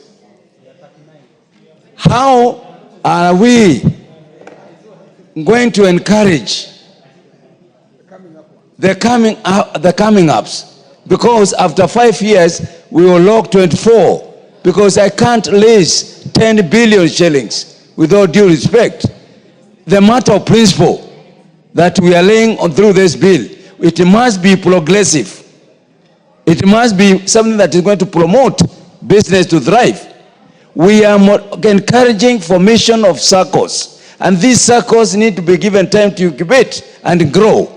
Now, when we cap after 4 or 5 years, 10 billion, it means anybody else trying to entering banking sector in this country must raise 10 billion. Then we have to make a law that is... Yeah, the MP for Transoia. Fair enough. You know, we are not debating any amendment. The original amendment was for 8 years. The amendment by the majority leader is dropped. It was defeated. Now the amendment by the finance has not been moved. So when he moves it is when you either decide to defeat it or carry it. Okay, Monsieur Oyi, proceed. Thank you, Chair. I'm also not in support of the 4 years because we have financial constraints in the country. The economy is not doing very well. And we even explained to the people that because of the COVID disease that was there in 3 years ago, people have not recovered up to now. So for me, I would wish that we support the small banks to come up because we have small business people who want to... So what are you in favor of? That's the point. 8 years. Okay. Okay, you want to drop your original amendment and move a new amendment? What do you want to do? I want to move a further amendment. A further amendment? Yes. On the one of the 8 years initially? Yes. May I? So Honorable, a further amendment.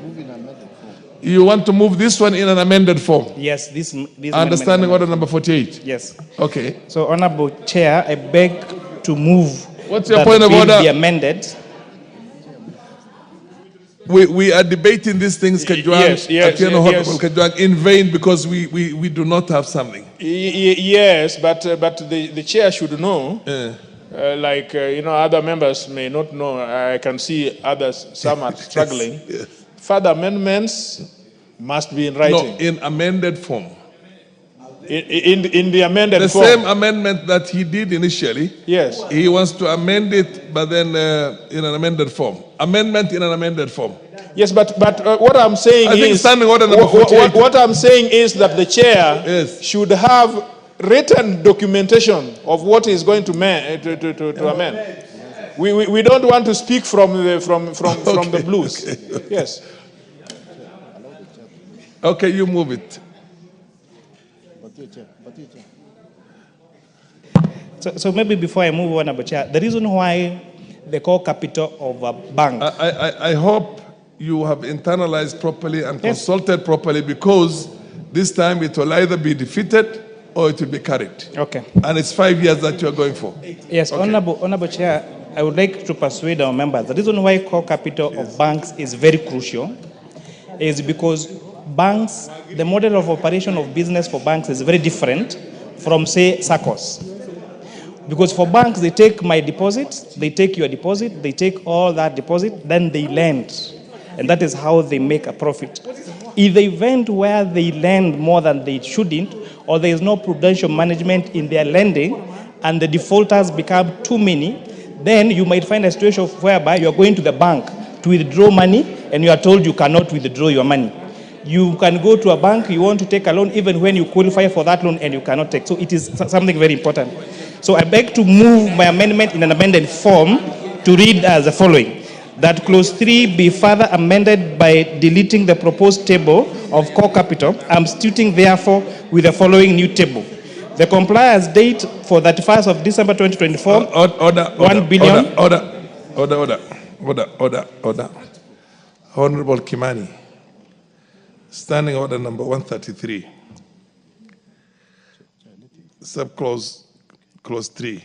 It says, despite paragraph 2 says, no amendment shall be moved to any part of a bill by any member other than the member in charge of the bill, unless written notification of the amendment shall have been given to the clerk 24 hours before the commencement of the sitting at which that part of the bill is to be considered in committee. Order.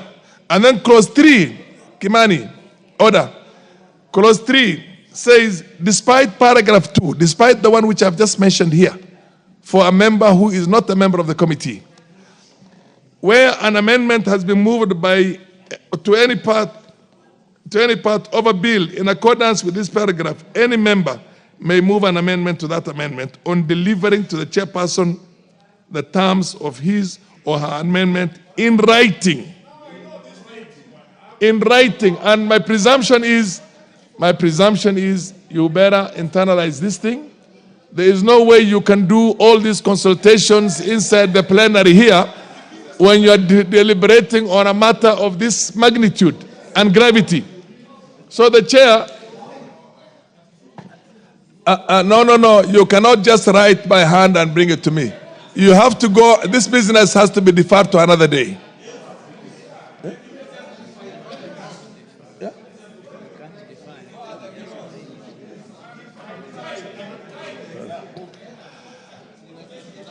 The chair will give you 5 minutes if you can do it very well. It's already written. It's already written. It's signed. Okay.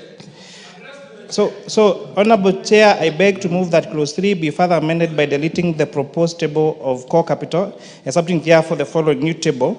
Compliance date for minimum core capital, 31st of December 2024, 1 billion shillings. 31st of December 2025, 3 billion shillings. 31st of December 2026, 5 billion shillings. 31st of December 2027, 6 billion shillings. 31st of December 2028, 8 billion shillings. And 31st of December 2029, 10 billion shillings. Honorable Chair, it's also important to explain that if members vote against, this further amendment, it means the amendment in the bill carries the day. And the amendment in the bill is 3 years. So that would mean that if the House defeats my amendment, then what will pass is what is on the bill, which is requiring banks to raise 10 billion shillings within 3 years, which we all agree is too steep. I beg to move on, Mr. Chair. I now propose a question that clause 3 be amended as proposed by the chairman of the Finance Committee. Do I put the question?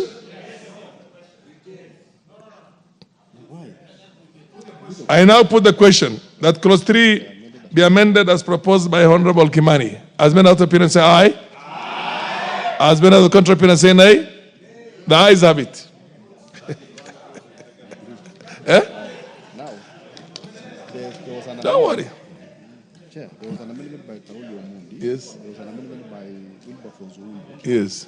Those ones are now subject to House. Yeah. They are no longer now valid because they are closed. Honorable members, there were 2 other amendments. Order. There was an amendment, a proposed amendment by the Honorable Karoli Omundi, and a proposed amendment by the Honorable Wilberforce Oundo. By the operation of the latest vote on this one, they are both defeated. They stand defeated. Okay. Yeah. Yes. Chair, and that's the issue we raised at the beginning, that in these circumstances, you need to give us guidance. Yes. Because as it stands now, we were proposing an additional arrangement to the whole thing. In terms, I personally, I was addressing the issue of tires. Because, as even Karoli Omundi raised, we have different banks offering different services and serving different clientele. Having a blanket principle does not really support the financial sector. We're going to have a case of where we're going to have again, we go back to the old age, where there's financial exclusion because of the terms of the major players. That's why I thought we had asked your guidance at the beginning, would have prosecuted this matter before the committee prosecuted theirs, because I know the committee takes precedence. We could have prosecuted this and probably could have persuaded the chair to look at our recommendation as they make their further amendment. That's what we are seeking your guidance. To be more organized and neater, so that we don't discourage members from filing amendments. This one now is overtaken. It's functus official. We are going to clause 4. I will put the final question on the same. I now put the question that clause 3 as amended be part of the bill. Will as many out of opinion say aye? As many out of contrary opinion say nay? The ayes have it. Clause 4. I propose the question that clause 4 be part of the bill.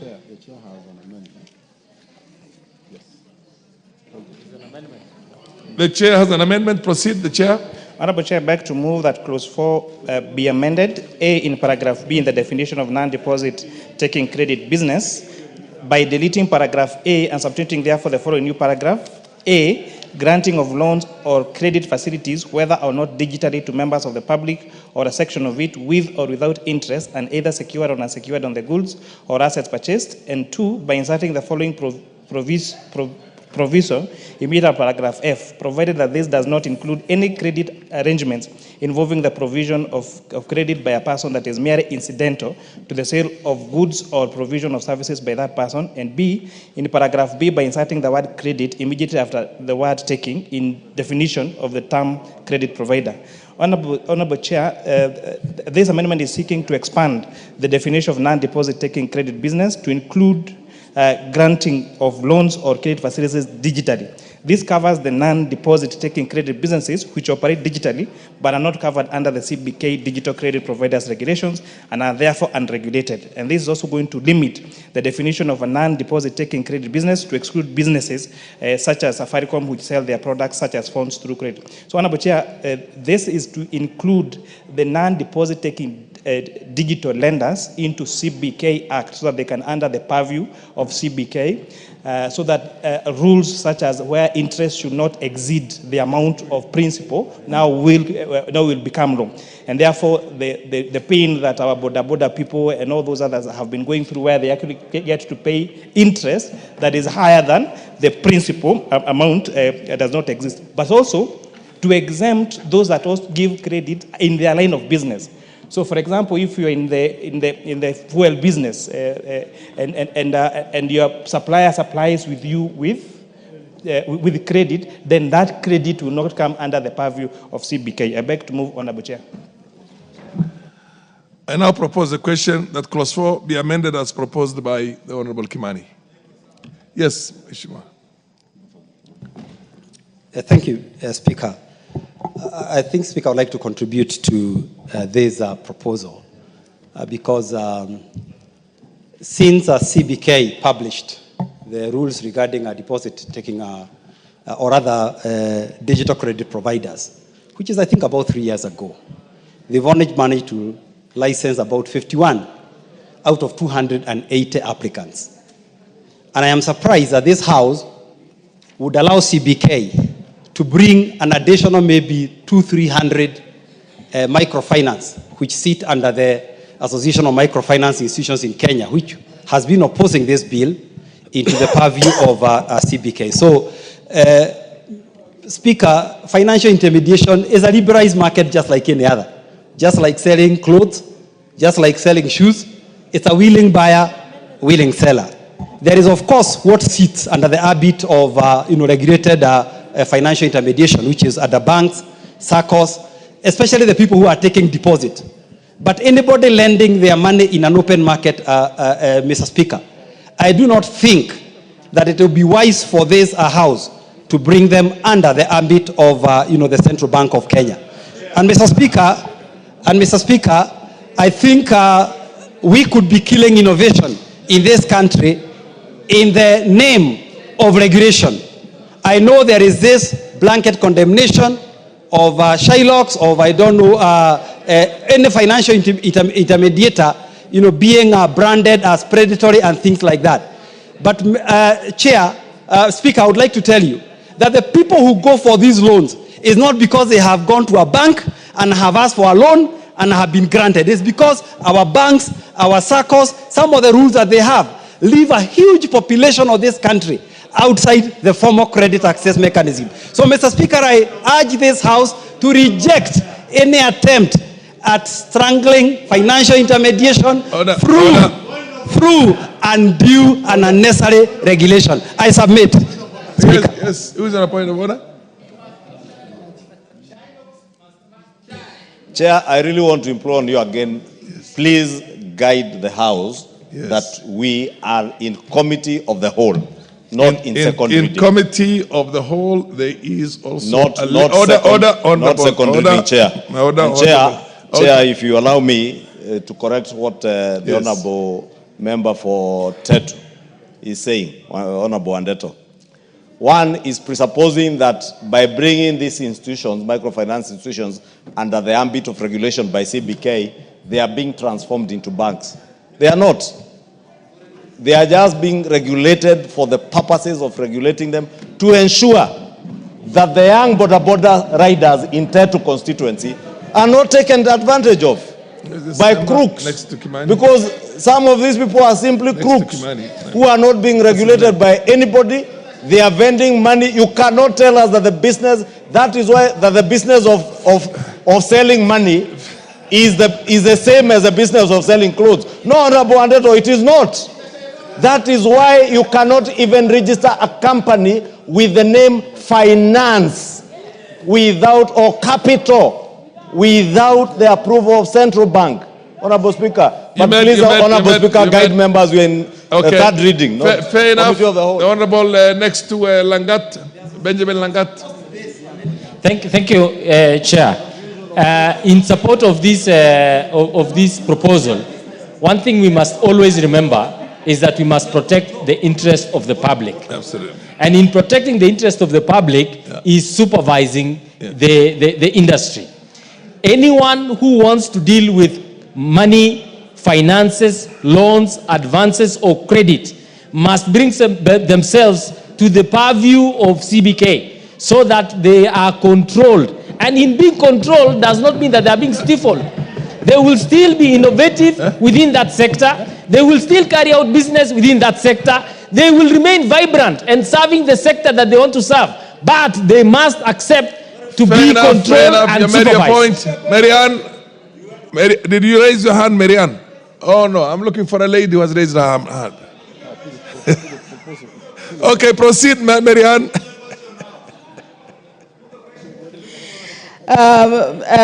Chair, I want to support this amendment because this amendment is going to save that Mama Mboga in my constituency who wants to borrow money and does not want to borrow money from somebody who is going to charge them exorbitant loans, and they are not regulated. They do not fall under any armpit of any regulation. Any business that we do in this country must fall under regulation and you must abide by the rules of the law. So this amendment is actually securing anybody who is going to borrow loans or anybody going to borrow money. Thank you. I support. I think there is a consensus. Makilap, the last one. Makilap, the mood of the House. Chair. Yes. The essence of Committee of Parliament going out to look for the people of Kenya is to listen to the voice of the people of Kenya.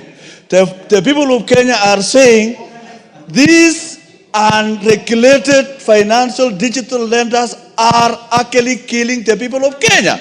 It is become scam. Mr. Speaker, we support the report of the chairman of finance because if we don't regulate, they will actually wipe out people in business. Honorable we must members, kill those. Honorable members, I now put the question that clause 4 be amended as proposed by the Honorable Chair of the Finance Committee. As many of the opinion say aye. As many of the contrary opinion say nay. The ayes have it. I now put the question that clause 4 as amended be part of the bill. As many of the opinion say aye. As many of the contrary opinion say nay. The ayes have it. Clause 5. Clause 5. Chair. Honourable Speaker, I beg to move that clause 5 of the bill is amended by inserting the words of Kenya immediately on the words Central Bank in the opening statement, deleting paragraph C and substituting therefore the following new paragraph in paragraph H by reading the word digital appearing before the word credit in subparagraph 7 and substituting therefore the words non-deposit taking. And lastly, inserting the following new subparagraph immediately subparagraph 8, that is 8A, credit guarantee companies. This, Honourable Speaker, is to correct a typographical error in the citation of the Central Bank of Kenya Act. What is contained in the bill is a Central Bank Act, but the Mutha Act is the Central Bank of Kenya Act. So you're adding the word Kenya. And a cleanup of the act by deleting the word digital, which is substituted by the word non-deposit taking as per the new proposed definition. I beg to move, Honourable Chair. I now propose the question that clause 5 be amended as proposed. I now put the question that clause 5 be amended as proposed. As many of the opinion say aye. As many of the contrary opinion say nay. The ayes have it. I now put the question that clause 5 as amended be part of the bill. Will as many of the opinion say aye? Will as many of the contrary opinion say nay? The ayes have it. Clause 6. Honorable Kimani, proceed. I propose the question that clause 6 be part of the bill. Honourable Chair, I beg to move. Chair of Finance, yes, move. Honourable Chair, I beg to move that that clause 6 of the bill is amended by inserting the word of Kenya immediately after the word Central Bank, and this again is as I explained earlier. The Mother Act referred to as the Central Bank of Kenya Act, not Central Bank Act. Okay, I propose the question that clause 6 be amended as proposed. I now put the question that clause 6 be amended as proposed. As many of the opinion say aye. As many of the contrary opinion say nay. The ayes have it. I now put the question that clause 6 as amended be part of the bill. Will as many of the opinion say aye? Will as many of the contrary opinion say nay? The ayes have it. Clause 7. I propose the question that clause 7 be part of the bill. Move the amendment. The Honorable Kimani. Please. Honorable Kimani. Yes, Honorable, it is the majority leader and the MP for title who are consulting in a very loud voice that we need to protect me because we need to pay attention. Order, Honorable Ichungwa and Honorable Wandeto. I know you are debating a matter that is already functus official. It's already gone. Proceed. Honorable Chair, I beg to move that clause 7 of the bill is amended by inserting the words of Kenya immediately after the word central bank in the opening statement, and B in the proposed section 33R by deleting the expression section 4A DA and substituting therefore the following new expression section 4A1 DA appearing in the opening statement. This amendment is seeking to correct a typographical error in the citation of the Central Bank of Kenya Act as explained, and a reference error which references section 4A1DA, which is proposed to be amended. I beg to move, Honorable Chair. I propose the question that clause 7 be amended as proposed. I now put the question that clause 7 be amended as proposed. As many of the opinions say aye. As many of the contrary opinions say nay. The ayes have it. I now put the question that clause 7 as amended be part of the bill. Will as many of the opinions say aye? As many of the contrary opinions say nay. The ayes have it. Clause 8. I now propose the question that clause 8 be part of the bill. Proceed, Honorable Kimani. Move your amendment. Honorable Chair, I beg to move that clause 8 of the bill is amended by inserting the words of Kenya immediately after the word central bank, as I explained. Again, it is correcting a referencing error to the Mother Act. I now propose the question that clause 8 be amended as proposed. I now put the question that clause 8 be amended as proposed. As many of the opinions say aye. As many of the contrary opinions say nay. The ayes have it. Clause 9. I now put the question that clause 8 as amended be part of the bill. Will as many of the opinions say aye? As many of the contrary opinions say nay? The ayes have it. Clause 9. I propose the question that clause 9 be part of the bill. Chairman. Honorable Chair, I beg to move that clause 9 of the bill is amended in the proposed new section 33X in subsection 2 by inserting the following new paragraph in paragraph D, by inserting the following new paragraph after paragraph C. Now a new paragraph D, that is a bank providing credit guarantee as part of its regular banking business regulated by the Banking Act. And 2 in subsection 4 by inserting the words without a license immediately after the word business. This amendment which is seeking to exempt banks which already provide credit guarantee as part of their regular banking business from the requirement of registering as a credit guarantee business, and correction of an omission in the offense which has been established under the clause. By adding this new concept of credit guarantee, we are exempting banks that already are providing credit guarantee business to having to register again in the Act. I beg to move, Honorable Chair.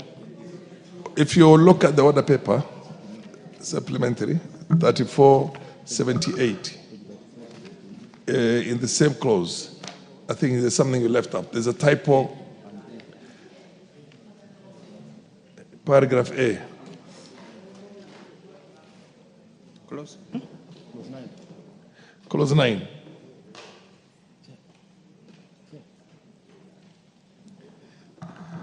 Yes. Honorable Chair, again, I also beg to move that clause 9 be amended as per the order paper by inserting of Kenya immediately after central bank. And that this is again the same. Absolutely. For the same reason that I've explained again. Honorable members, I propose the question that clause 9 be amended as proposed.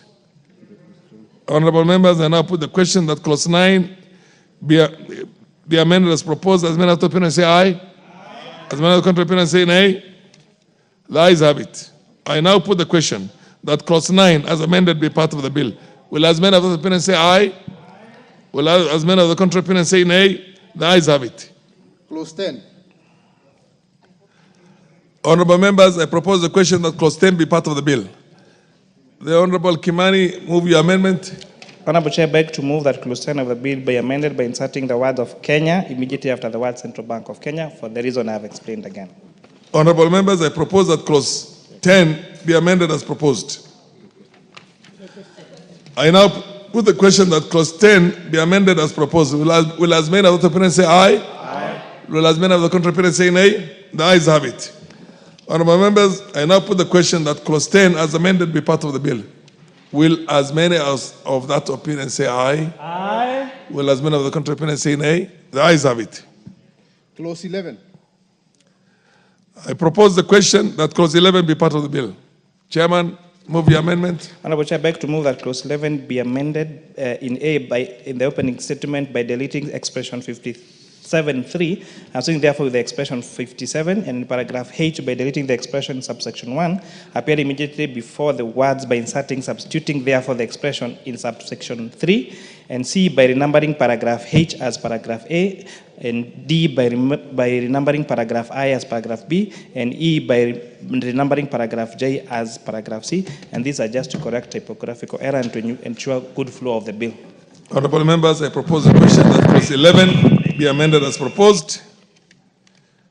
There is nobody who is interested. Okay. I now put the question that clause 11 be amended as proposed. Will as many of the opinions say aye? Will as many of the contrary opinions say nay? The ayes have it. Honorable members, I now put the question that clause 11 as amended be part of the bill. Will as many as of that opinion say aye? Will as many of the contrary opinion say nay? The ayes have it. Clause 12. I propose the question that clause 12 be part of the bill. Chairman. Honorable Chair, I beg to move that clause 12 be amended as per the order paper. Again, this is to correct the referencing error of Central Bank to Central Bank of Kenya Act. I propose the question that clause 12 be amended as proposed. I now put the question that clause 12 be amended as proposed. As many of the opinions say aye? As many of the contrary opinions say nay? The ayes have it. I now put the question that clause 12 as amended be part of the bill. Will as many as of that opinion say aye? Will as many of the contrary opinion say nay? The ayes have it. Clause 13. I propose the question that clause 13 be part of the bill. The Honorable Chair of the Committee. Honorable Chair, I beg to move that move the amendment. Yeah. Clause 13 be amended as per the order paper. This amendment is speaking to clean up the bill by removing the proposed new definition, which is incorrectly referenced to the Movable Property Security Rights Act. I propose the question that clause 13 be amended as proposed.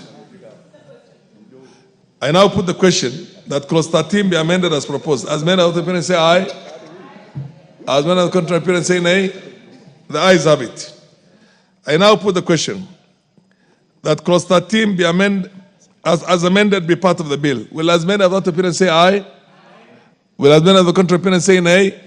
The ayes have it. Clause 14. Honorable members, I propose the question that clause 14 be part of the bill. Kimani? There is no amendment on clause 14. Yes. I now propose, I now put the question that clause 14 be part of the bill. Will as many of the opinion say aye? Aye. Will as many of the contrary opinion say nay? The ayes have it. Clause 15. Honorable members, I propose the question that clause 15 be part of the bill. The chair move your amendment for clause 15. Honorable Chair, beg to move that clause 15 be amended as per the order paper. This amendment is seeking to correct. Do one at a time. This amendment is seeking to correct a typographical error in the bill by replacing the word finance with microfinance. I propose the question that clause 15 be amended as proposed. I now put the question that clause 15 be amended as proposed. As many of the opinions say aye, as many of the contrary opinions say nay, the ayes have it. I now put the question that clause 15 as amended be part of the bill. Will as many of the opinions say aye? Will as many of the contrary opinions say nay? The ayes have it. Clauses 16, 17, and 18. I propose the question that clause 16, 17, and 18 be part of the bill. I now put the question that clauses 16, 17, and 18 be part of the bill. Will as many of the opinion say aye? Will as many of the contrary opinion say nay? The ayes have it. Clause 19. Honorable members, I now propose the question that clause 19 be part of the bill. Kimani. Honorable Chair, I beg to move that clause 19 be amended as per the order paper. This amendment is seeking to expand the obligations of the non-deposit taking microfinance business in consumer protection by ensuring that they furnish information on the procedure of both lending and recovery, as well as adherence to the right to privacy enshrined in the Constitution and statutes. Honorable Chair, this is seeking to correct, Honorable Chair, where we have had some creditors call your parents, call your brothers, call your sisters, call all the people in your phone book when there is a delay in payment. So to make sure that they, even as they lend, there is full disclosure of how they are going to recover in the event that the loans are not paid, and also to ensure that the protection of the privacy of the borrower is protected. I now propose, yes, the Honorable Makalimu. Honorable Makalimu, I propose the question that clause 19 be amended as proposed. Proceed, Honorable Makalimu. Yeah, thank you very much, Chairperson. Chairperson, I want to support this amendment, and I do agree with the Chairperson of the Committee on Finance and Planning, because this is one of the most abused, actually, clauses in terms of information. We have a Data Protection Act, Honorable Chair, which protects all Kenyans, including those who are borrowing. But a number of times this has been abused, and I think we really need to ensure that this clause, after it becomes law, is actually enforced. With those remarks, Honorable Chair, I support.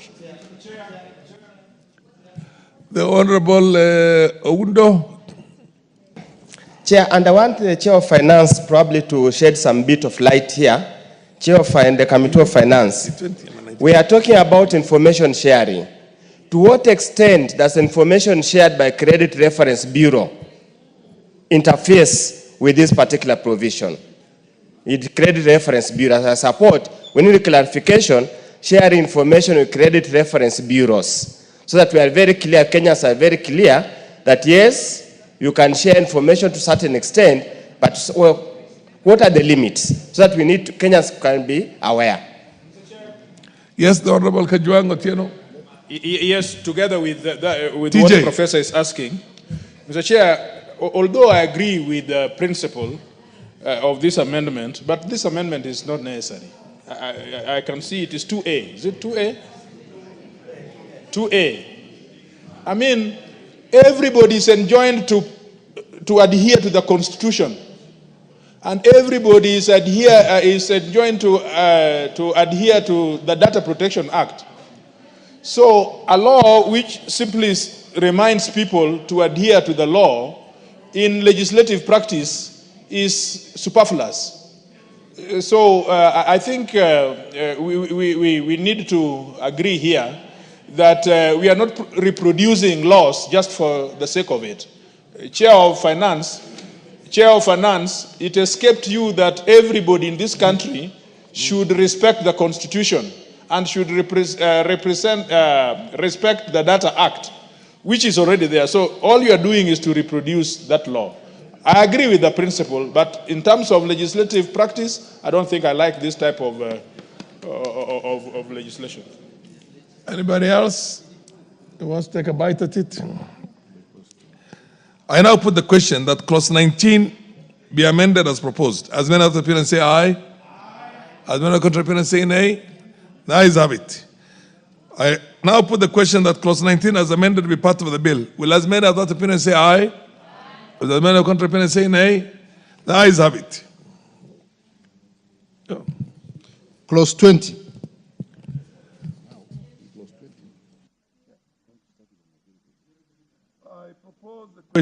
I propose the question that clause 20 be part of the bill.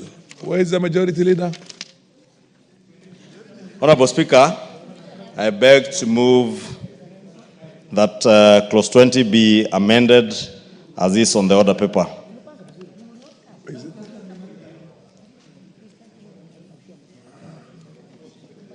Proceed. Was this yours or mine? Huh?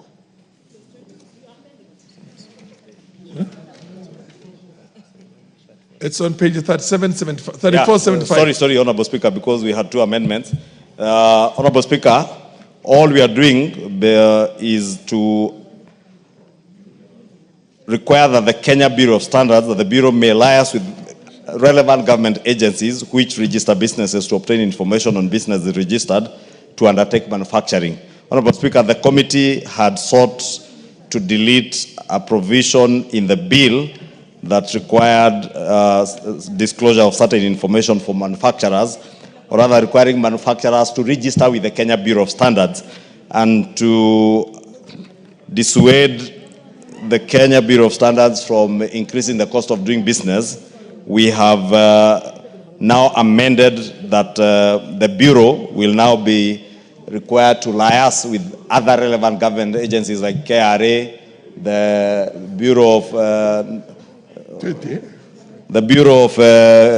it's called what?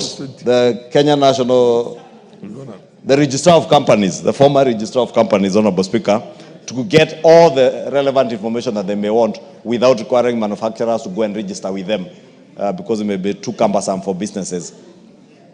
I move.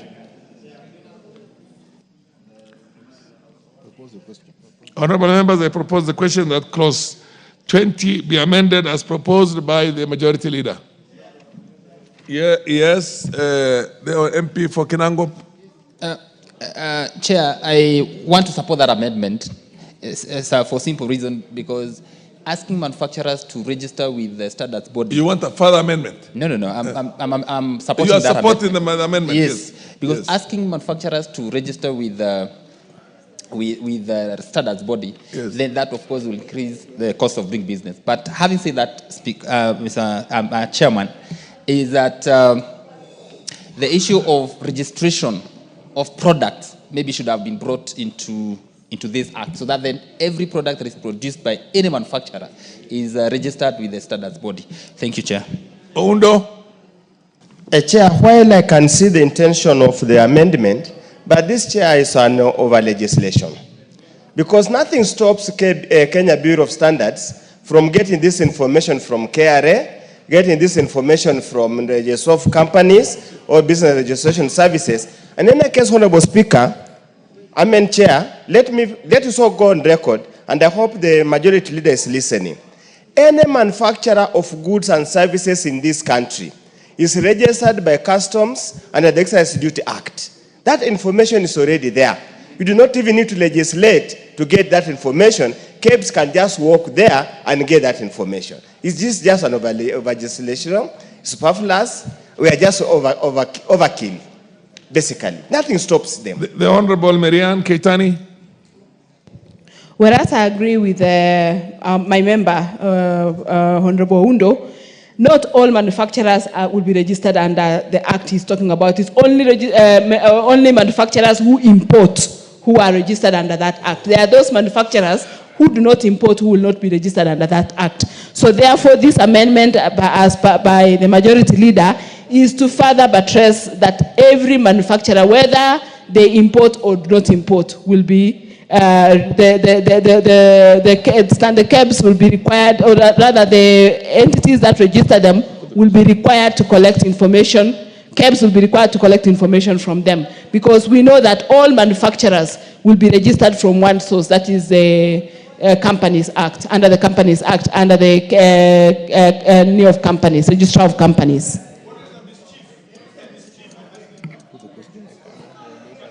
Honorable members. Yes. For the last time, would the majority leader tell us in just one or two sentences what is the mischief? Because we are just over-legislating. Is there something that we do not know? Could you just tell us clearly the mischief of this legislation? No. Yes, I'm asking the honor of the person who has technical information, who I understand. Any member who has a technical information can give. I see. Proceed.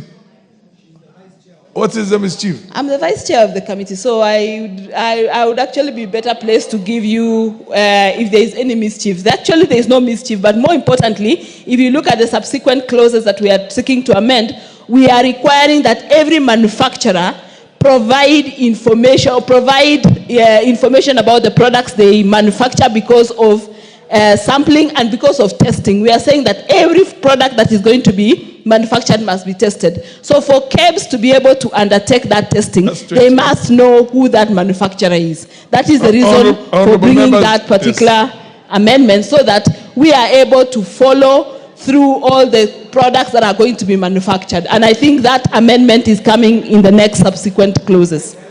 Honorable members, I now put the question that clause 20 be amended as proposed. Will as many of the opinion say aye?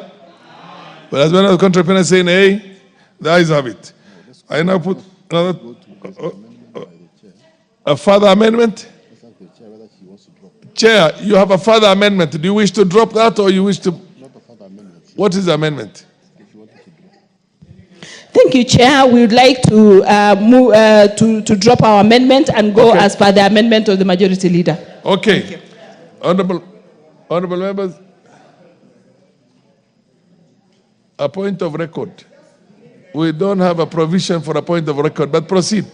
One guidance. Yes. And I think in the minority party whip, yes, Honorable Millie Odhiambo, has been very clear that a committee, once the committee sits and makes an amendment, any person, be it the chair or the vice chair representing the committee, cannot purport to drop or change the committee resolution without consulting the committee members.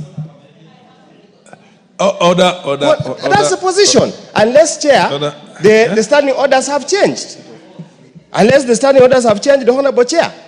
The committee, I sit in the Committee of Trade, Industry and Cooperative, and we made an amendment. We made a proposal to amend clause 5, that particular clause. So she cannot purport to withdraw without another resolution of the committee. We signed the adoption report, adoption list. An adoption list, Honorable Speaker, Chair, was based on the report of the committee and the committee amendments. We cannot come here and change. I mean, we're not a kangaroo court.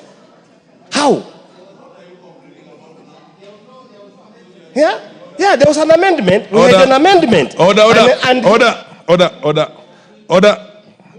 We don't micromanage the business of committees.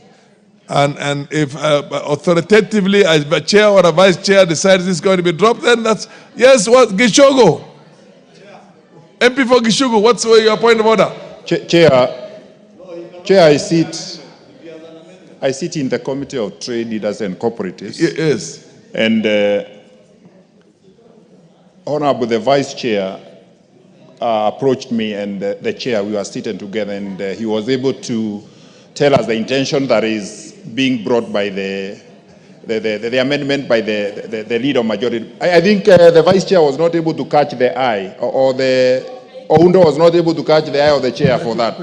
But Chair, why we feel that this amendment can be carried by the Chair, it does not obligate the manufacturers to register actually, but the Bureau will liaise with the relevant authorities to get this information, because it is not one of the mandates of the Bureau to register manufacturers under the Act. So it doesn't break any bone for the amendment to be carried. Order, honorable members, order. I now put the question that clause 20 as amended be part of the bill. Will as many of the opinion say aye? Will as many of the contrary opinion say nay? The ayes have it. Clause 21. No. Honorable members, no, you can't take us back on that. You see, on Oundo, we do not micromanage committees. No. We don't. I think we're past that one. Go ahead. Clause 21. I propose the question that clause 21 be a part of the bill. Who is the chair trade? Yes, proceed. Thank you, Chair. I propose that we delete clause 21, and the purpose for this is that the standards levy should be utilized for the purposes for which it is collected as set out under Order 10 of the standards levy order. So the proposed attempt to channel the funds collected from those functions towards payment of allowances and salaries to directors and staff of KEBS will negate the purpose for which the levy is imposed.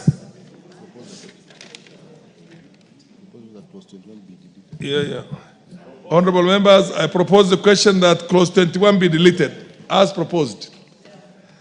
Honorable, yes. Yes, and indeed, Chair, that was the resolution of the committee. Yes. I have no objection at all. And I would want to, we need, yes, because we have done a travesty of justice in clause 20. But clause 21 is in order. Order. In order. You know, order. Majority order. Now put the question. Put the question. Honorable members, I now put the question that clause 21 be deleted. As many of the parents say aye. As many of the contrary parents say nay. The ayes have it. Clause 22. There's no amendment to clause 22. Honorable members, there's no amendment to clause 22. I propose the question that clause 22 be part of the bill. I now put the question that clause 22 be part of the bill. As many of the parents say aye. As many of the contrary parents say nay. The ayes have it. Clause 23. Honorable members, I propose the question that clause 23 be part of the bill. The Honorable Chair of Trade, Mayere Kaitani, move your amendment. Thank you, Chair. I propose that clause 23 be amended as per the order paper, and the justification for that is that the standards of goods imported into Kenya needs to specify actions which KEBS may take to remedy a situation where substandard goods are found in the market, and such remedies could be removal of the products from the market or destruction of the substandard products. And it further goes to require that the Cabinet Secretary may make regulations to give effect to this provision of this particular section. Thank you. I now propose the question that clause 23 be amended as proposed. Anybody who wants to contribute? Okay. I now put the question that clause 23 be amended as proposed. As many of the parents say aye. As many of the contributors say nay, the ayes have it. And nay, as many of the contributors say nay, the ayes have it. I now put the question that clause 23 as amended be part of the bill. Will as many of the parents say aye? Will as many of the contributors say nay? The ayes have it. Clause 24. I propose the question that clause 24 be part of the bill. Or is the chair? Proceed, Chair. Here I am. Thank you, Chair. I propose that clause 24 be amended as it appears in the order paper, and the justification for this is that the proposed deletion of 12A3 on the grounds that accreditation of laboratories is a function of Kenya National Accreditation Service and not Kenya Bureau of Standards. And also this is to require that all established laboratories and calibration facilities, even those belonging to Kenya Bureau of Standards, need to be accredited by Kenya National Accreditation Service under the relevant law. And it is also to require and empower the Cabinet Secretary to make regulation on categories of measuring instruments and equipment. Thank you. Honorable members, I propose the question that clause 24 be amended as proposed. Yes, the Honorable MP for Gishogo. Order. Chair, I support this amendment because accreditation service is under the Kenya Accreditation Service, and we have hand bodies going out of this country, whereas we have our own accreditation body. Some have been going to SANAS in South Africa, others in Nigeria and other places. So we need to domicile all the accreditation within this country. I now put the question that clause 24 as amended be part of the bill. Order. And I now put the question that clause 24 be amended as proposed. As men of the opinion say aye. As men of the contrary opinion say nay. The ayes have it. I now put the question that clause 24 as amended be part of the bill. Will as men of the opinion say aye? Will as men of the contrary opinion say nay? The ayes have it. Clause 25. I propose the question that clause 25 be part of the bill. Leader of majority, move your amendment. Honorable Speaker, I beg to move that clause 25 of the bill be amended in the proposed new section 14D by deleting the proposed subsection 2.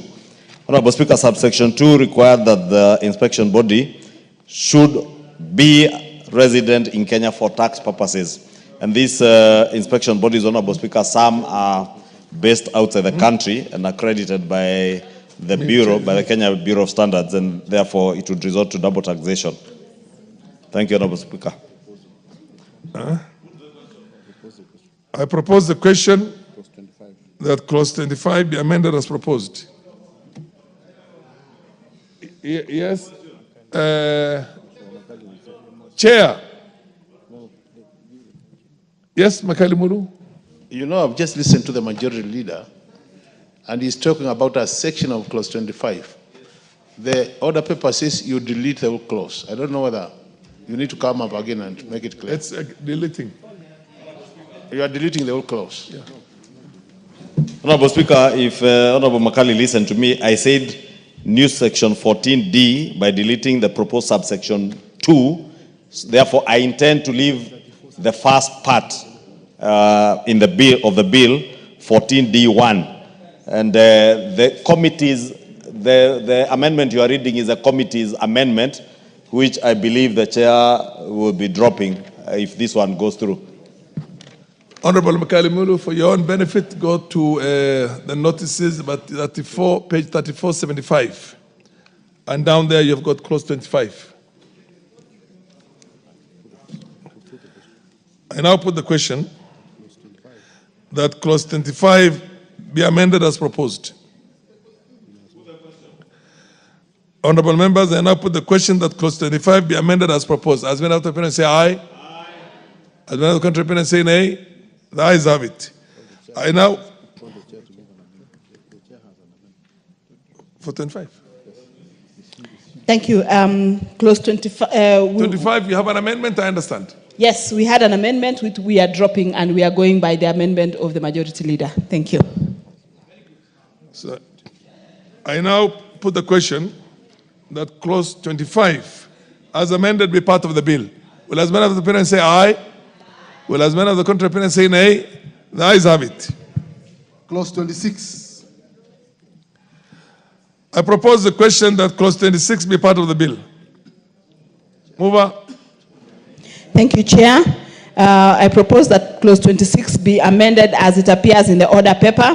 And the justification is that we are trying to make it mandatory for all conformity assessment bodies to be accredited by the Kenya National Accreditation Service. This, further, the assessment body that is already accredited outside the country may, on application and payment of a fee, be exempted by the Kenya National Accreditation Service, and this is in line with the principles of mutual recognition under international law. Thank you. Honorable members, I propose the question that clause 26 be amended as proposed.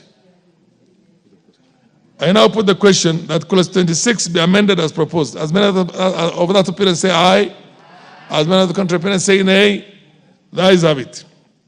I now put the question that clause 26 as amended be part of the bill. Will as many as of that opinion say aye? Will as many of the contrary opinion say nay? The ayes have it. Clause 27.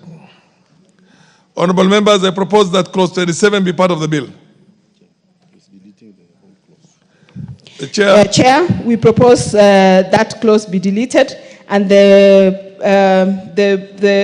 justification for it is that the proposed new accreditation levy of 3% of the value of accredited service would add to the already high cost of doing business in Kenya, which will ultimately be passed down to consumers. So introduction of a new levy at this time had not been justified, and it would increase the economic burden of the people of Kenya. most stakeholders proposed a rejection of the new accreditation levy. Honorable members, I propose the question that clause 27 be deleted. I now put the question that clause 27 be deleted as proposed. As many of the opponents say aye. As many contributors say nay. The ayes have it. Clause 29. Honorable members, there is no clause 28. There's only 29. I now propose the question that clause 29 be part of the bill. There's no amendment. I now put the question that clause 29 be part of the bill. Will as many of the opponents say aye? Will as many of the contributors say nay? The ayes have it. Clause 30.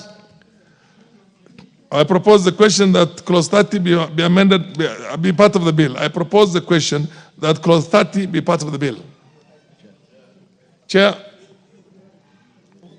Thank you, Chair. We propose that clause 30 be amended as it appears in the order paper, and the justification is that this amendment seeks to rearrange the proposal because it is misplaced in the bill. The committee also proposes to remove the proposal that the Cabinet Secretary shall set minimum acreage of land in the special economic zones, as it lacks merit and is outdated because in the current digital era and with technological advancements, the activities that may be done in some special economic zones, for example, science and technology parks or ICT parks, may not necessarily require large tracts of land to operate. The honorable members, I propose the question that clause 30 be amended as proposed. I put the question that clause 30 be amended as proposed. As many of the opponents say aye. Aye. As many of the contrary opponents say nay. The ayes have it. 31. Honorable members, I now put the question that clause 30 as amended be part of the bill. Will as many of the opponents say aye? Aye. As many of the contrary opponents say nay. The ayes have it. Clause 31. Honorable members, I propose that clause 31 be part of the bill. I now put the question that clause 31 be part of the bill. As many of the opponents say aye. Aye. As many of the contrary opponents say nay. The ayes have it. Clause 32. Honorable members, I propose that clause 32 be part of the bill. Thank you, Chair. We propose that clause 32 be amended as it appears in the order paper, and the justification is to retain the existing provisions under which it is the Cabinet Secretary who suspends or cancels licenses for special economic zone developers based on the recommendations of the authority.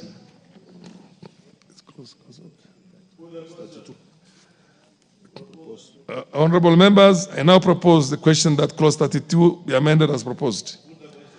I now put the question that clause 32 be amended as proposed. As many of the opponents say aye. Aye. As many of the contrary opponents say nay. The ayes have it. I now put the question that clause 32 be as amended be part of the bill. Will as many of the opponents say aye? Aye. As many of the contrary opponents say nay? The ayes have it. Clauses 33 and 34.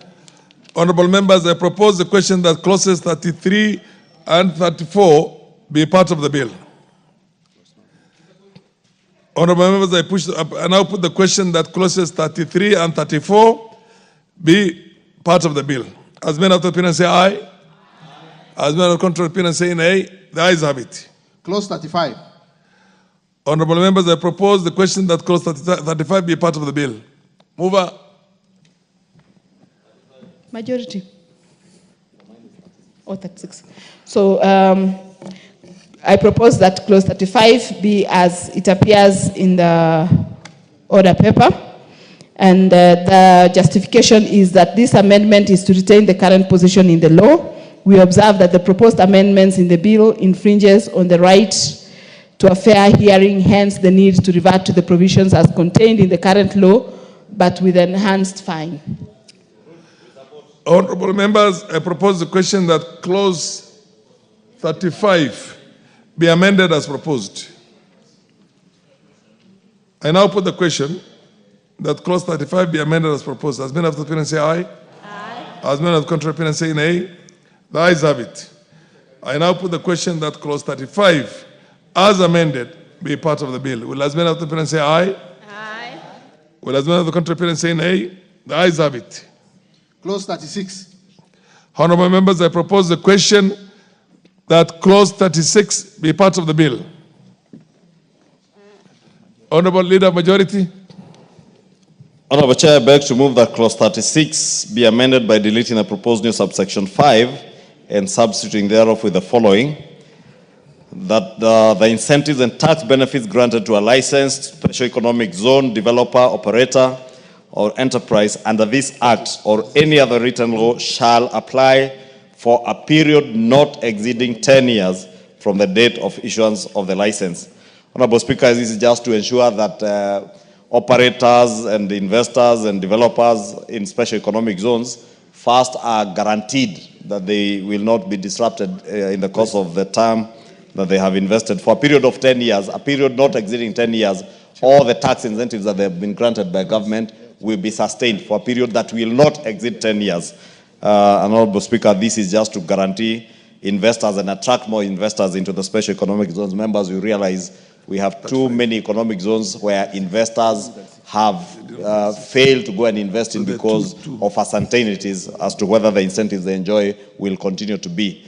Because they imagine that every finance bill, you may make changes that will remove their incentives. And we are guaranteeing them that for at least that will not exceed 10 years, they will be guaranteed of those incentives. Thank you. I beg to move. Honorable members, I now propose the question that clause 36 be amended as proposed. It has got two sections. Let's deal with the majority leaders, yeah? No debate. I now... Honorable MP for Mpakasi. Drop amendment. Eh? Okay. Okay. I've proposed. You proposed? Yes. Yes, that's what I was trying to say. I now put the question that clause 36 be amended as proposed. Will as many of that opinion say aye? Will as many of the contrary opinion say nay? The ayes have it. Chair Trade, you have a further. Thank you. The proposal that we had in the order paper, we would like to drop it and go by the majority leader's amended proposal.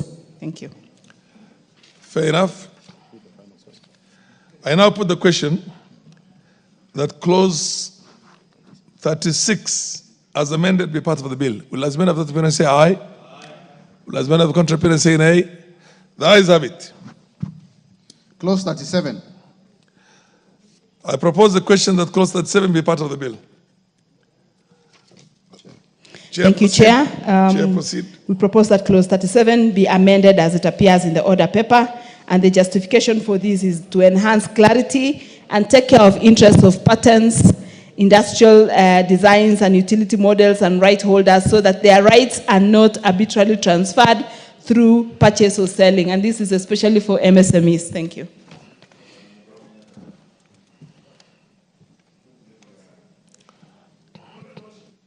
Honorable members, I now propose the question that clause 37 be amended as proposed.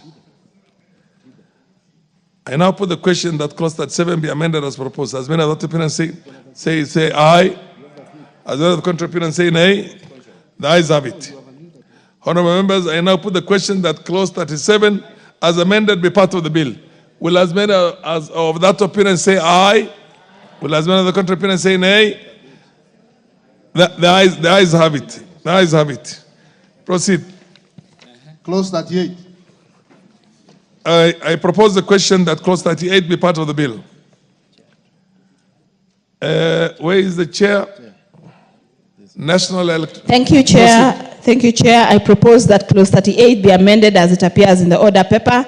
And the justification for this is the requirement that the development of regulations to outline conditions for exemptions to be granted by the Cabinet Secretary and to allow for reduction of fees as well. This will act as a safeguard against abuse of discretionary powers. Thank you. Honorable members, I now propose the question that clause 38 be amended as proposed. Yes, MP for Geshogo.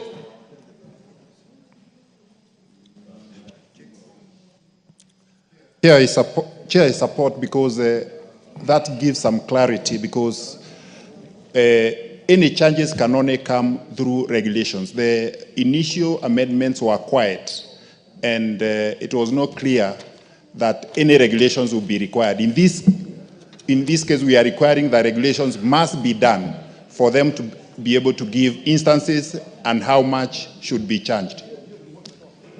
Fair enough. I now propose honorable members, I now put the question that clause 38 be amended as proposed. As many as are of that opinion say aye. As many of the contrary opinion say nay. The ayes have it. I now put the question that clause 38 as amended be part of the bill. Will as many as of that opinion say aye? Will as many of the contrary opinion say nay? The ayes have it. New clause 39. Honorable members, I propose the question that clause 39 be part of the bill. This is a new clause. New clause. Where is it?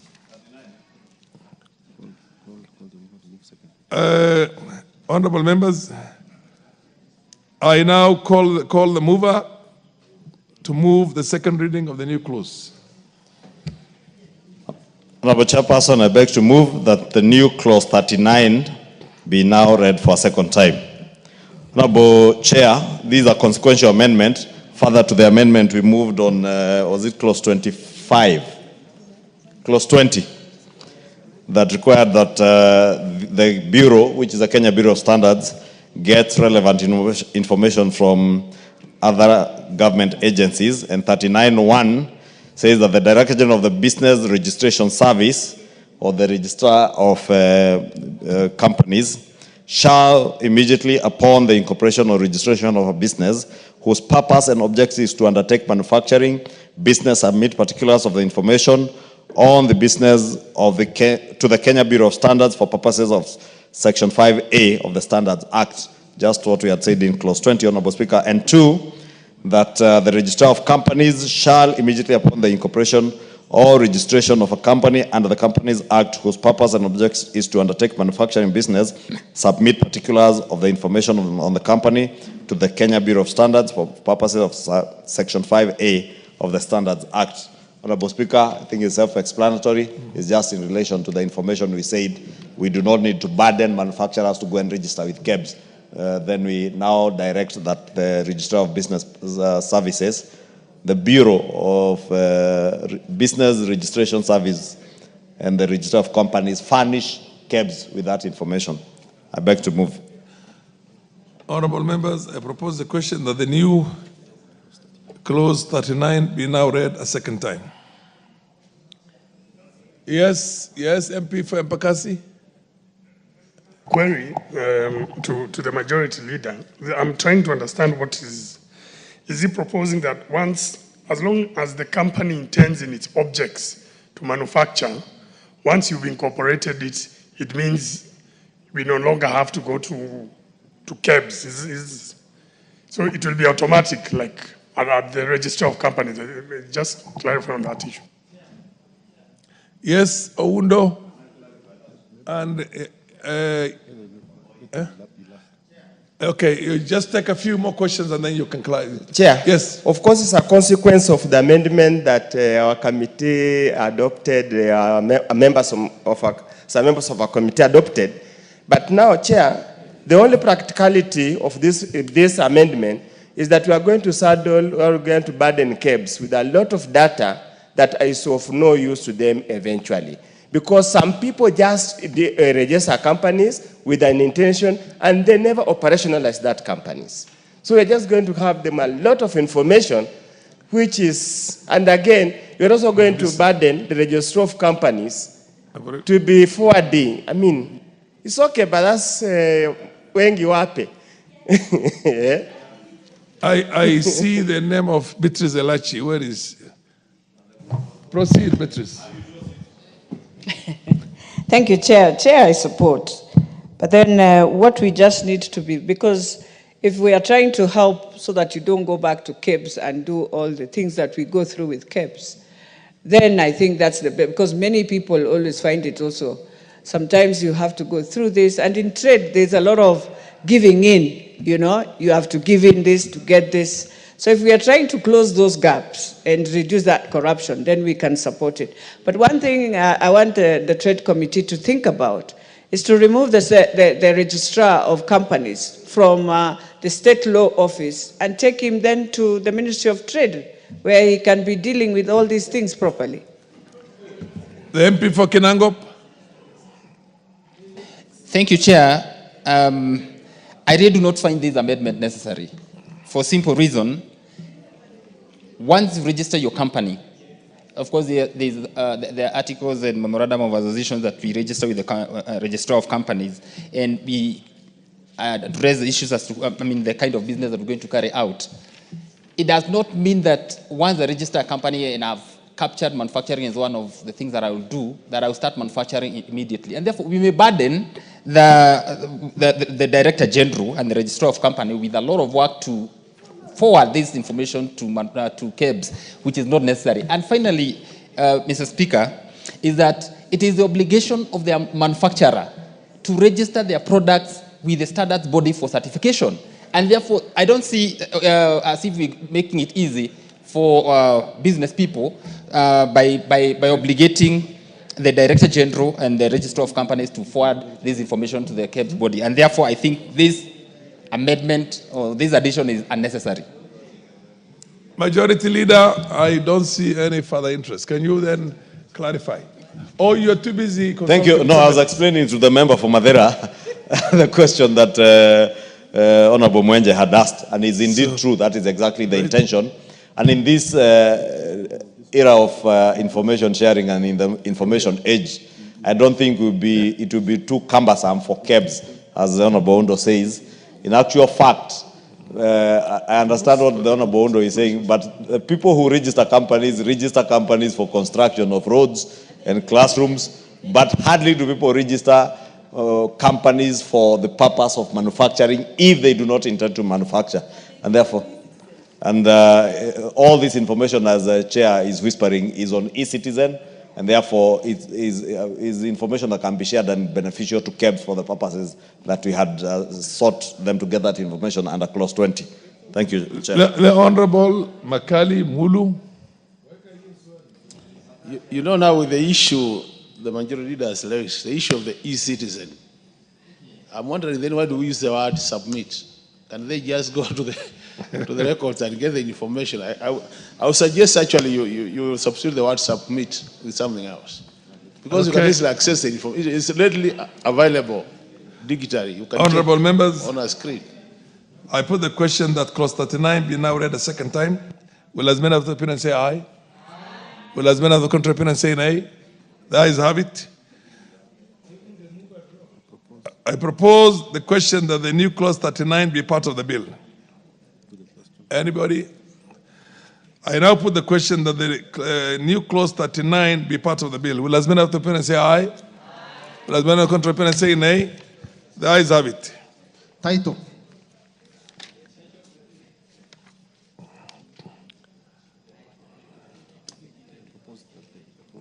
Okay.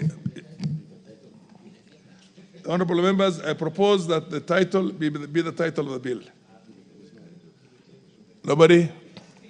Honorable members, I now put the question that the title be the title of the bill. Will as many of the opinion say aye? Will as many of the contrary opinion say nay? The ayes have it. Clause 1.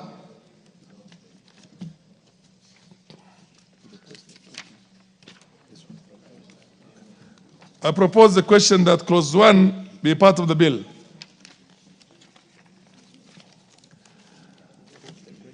I now put the question that Clause 1 be part of the bill. Will as many of the opinion say aye? Will as many of the opinion say aye? Will as many of the contrary opinion say nay? The ayes have it. Okay. Honorable members, we have come to the end of the bill. And I ask the mover of the bill to move reporting. Honorable Chairperson, I beg to move that the committee do report to the House its consideration of the Business Laws Amendment Bill, National Assembly Bill number 49 of 2024, and its approval thereof with amendments. There's another bill. Honorable members, I put the question, which is that the committee do report to the House its considerations of the Business Laws Amendment Bill, National Assembly Bill number 49 of 2024, and its approval thereof with amendments. Will as many of the parents say aye? Will as many of the contrary parents say nay? The ayes have it.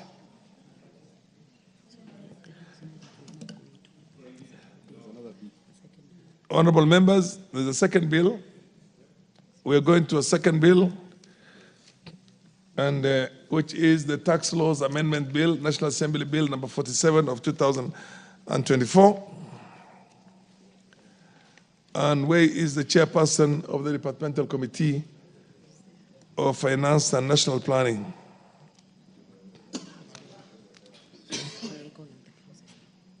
Okay, you call. Provisions relating to the Income Tax Act, Clause 3. Honorable members, I propose the question that Clause 3 be part of the bill. Chairman, Chairperson, with amendments.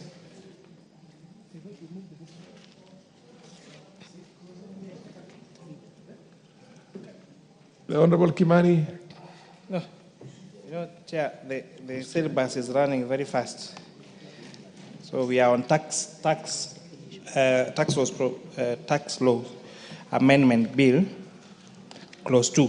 Honorable Chair, beg to move that clause 2 be amended as per the order paper. This amendment is seeking to align the deletion of wife's employment income in clause 2. For a very long time, our Income Tax Act has given the responsibilities of a man to even report on the tax of the wife. You are doing the clause 2, which is the definition of the bills. You should start with clause 3. Yeah, we'll come back to clause 2 at the end of it. So I propose the question that clause 3 be part of the bill. Proceed now. Yes, Honorable Chair, I beg to move that clause 3 be amended as per the order paper. This amendment is seeking to exclude grants issued to public officers from the purpose of performing official duties from the meaning of gains or profits for the purpose of assessment of income tax, provided in Section 5 of the Income Tax Act.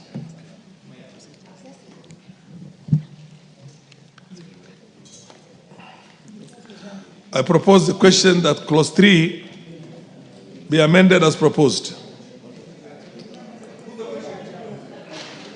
Honorable members, I now put the question that clause 3 be amended as proposed. As many of the parents say aye. Aye. As many of the contrary parents say nay. The ayes have it. I now put the question that clause 3 as amended be part of the bill. Will as many of the parents say aye? Aye. Will as many of the contrary parents say nay? The ayes have it. Clause 4. Honorable members, I propose the question that clause 4 be part of the bill. Mover.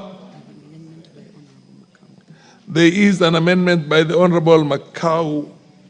Patrick, is he around? Okay, the Honorable Kimani.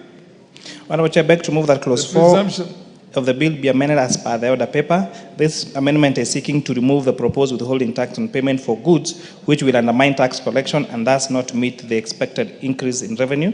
The withholding tax on goods will automatically reserve MSME for more digitization, reduce economic activity in the digital economy while increasing offline activities, and hinder the tax-based expansion strategy and bottom-up transformation agenda objectives. Again, this is where the provision of the bill was where a business is selling goods on both an online platform and physically on the shop. Then the one being sold online, even if it's sold from the same shop, would attract withholding tax, and not the one online would attract withholding tax and not the one being sold physically at the shop. And this would really affect e-commerce. So that's why the committee is proposing deletion of that word goods. Yes, the Honorable Sabina Chege. No, first, wait, order. I propose the question that clause 4 be amended as proposed. The Honorable Sabina Chege. Thank you, Mr. Speaker. I stand to support that amendment and commend the committee for deletion. Mr. Speaker, we know a lot of our young people are doing trading online. Nowadays, you don't have to go to a shop. You look online, you can order for anything you want, from clothing line to food stuff. And so that would have affected many, especially our young people. And I support Mr. Speaker, the deletion and commend the committee for a good job. Thank you. Anybody else who has an interest in this? I now put the question that clause 4 as amended, be amended as proposed. Will as many of that opinion say aye? Aye. Will as many of the contrary opinion say nay? The ayes have it. The Honorable David Keblaga, deletion, you had something. Yes. I think it's on clause 25. Unless I don't know, I'm moving right away. Deletion of items and imported. Chair, it's on clause 25. It was wrongly numbered, you're right. It says it's the deletion of items on imported ceramic sinks and imported ceramic flags. Okay. Now I'll go straight to the question, I put the question now. I now put the question that clause 4, as amended, be part of the bill. Will as many of the opinion say aye? Aye. Will as many of the contrary opinion say nay? The ayes have it. Clause 5. Clause 5. Honourable members, I propose the question that clause 5 be part of the bill. Chairperson Finance. Honourable Chair, I beg to move that clause 5 be amended as per the order paper. This is providing for, the amendment is seeking to set a threshold for the non-resident person liable to pay the significant economic presence tax in Kenya. And this, we are setting the definition of what that significant economic presence is to an institution or a company that has a business that have a turnover of 5 million shillings a year. And the reason why we picked on 5 million is because that is also the VAT threshold. So trying to be consistent and like what we did on tax procedures amendment bill in the morning, where we are exempting now MSMEs that have threshold of below 5 million, which is a VAT threshold, and the same thing here for significant economic presence. I propose the question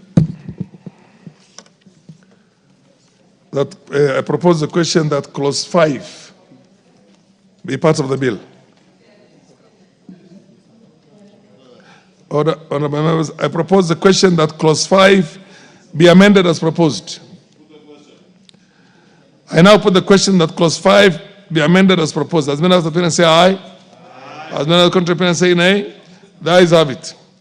I put the question that clause 5 as amended be part of the bill. Will as many of the opinion say aye? Aye. Will as many of the contrary opinion say nay? The ayes have it. Clauses 6, 7, 8, 9, 10, 11, and 12. Honourable members, I propose the question that clauses 6, 7, 8, 9, 10, 11, and 12 be part of the bill. Honourable members, I now put the question that clauses 6, 7, 8, 9, 10, 11, and 12 be part of the bill. Will as many of the opinion say aye? Aye. Will as many as of the contrary opinion say nay? The ayes have it. Clause 13. Honourable members, I propose the question that clause 13 be part of the bill. Mover. Yeah.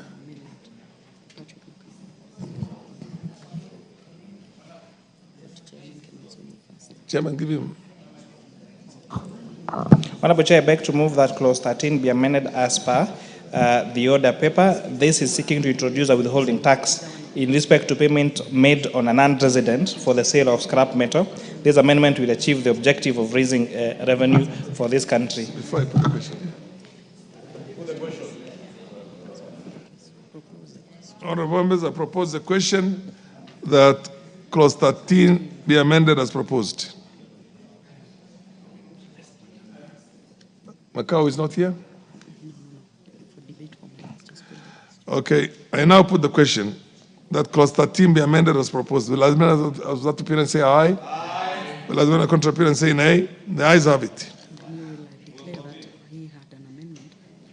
Yeah, the Honourable Patrick Macau had an amendment, but because he's not around, and the amendment is dropped.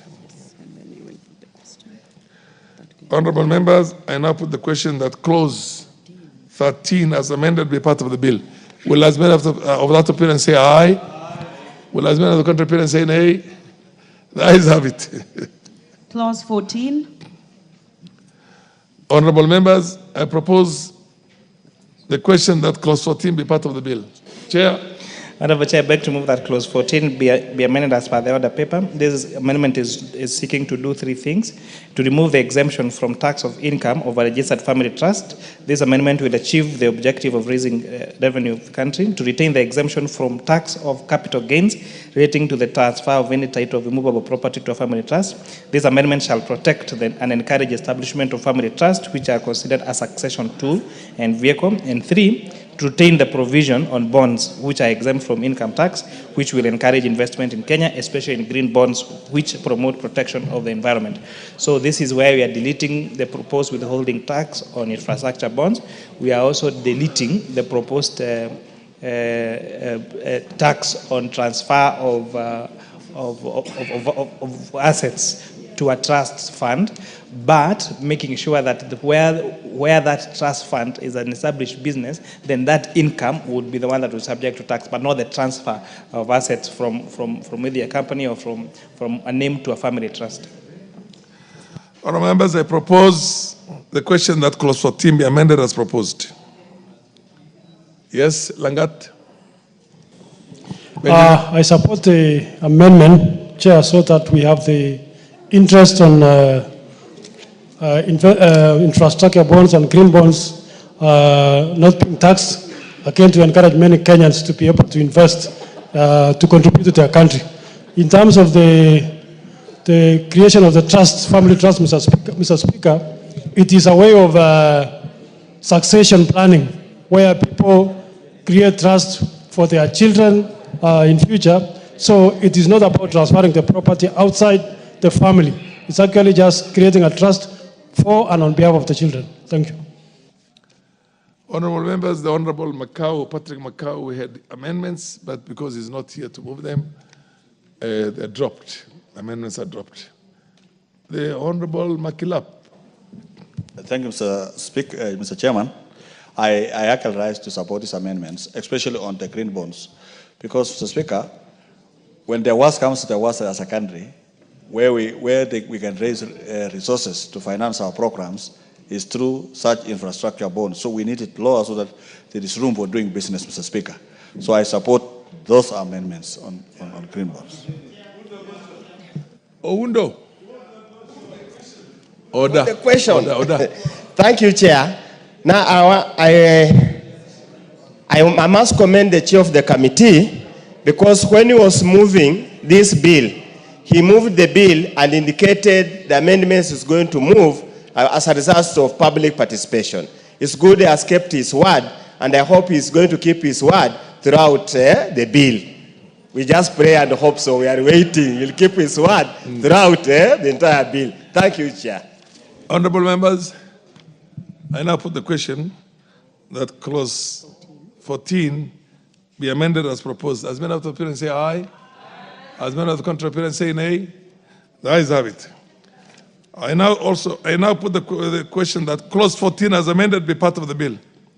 Will as many of that appearance say aye? Aye. Will as many of the contrary appearance say nay? The ayes have it. Clause 15. Honourable members, I propose the question that clause 15 be part of the bill.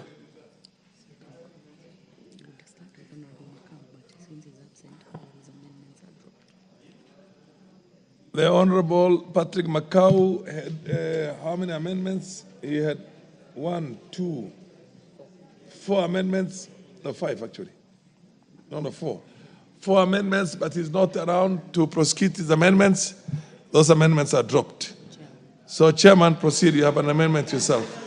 Yes, Honourable Chair, I beg to move that clause 14 be amended as per the order paper. This amendment 15 is amended as per the order paper. This amendment is similar to what you've done above, to retain the exemption from income tax on bonds so as to promote investments in the country, especially for green bonds, which encourage the conservation and protection of our environment. Honourable members, I propose the question that clause 15 be amended as proposed. I now put the question that clause 15 be amended as proposed. As many of the appearance say aye. As many of the contrary appearance say nay. The ayes have it. I now put the question that clause 15 as amended be part of the bill. Will as many as of that opinion say aye? Will as many as of the contrary opinion say nay? The ayes have it. Clause 16. Honourable members, I propose the question that clause 16 be part of the bill. Honourable members, I now put the question that clause 16 be part of the bill. Will as many of the opinion say aye? Will as many of the contrary opinion say nay? The ayes have it. New clause 14A. Honourable members, I propose the question that new clause 14 be part of the bill.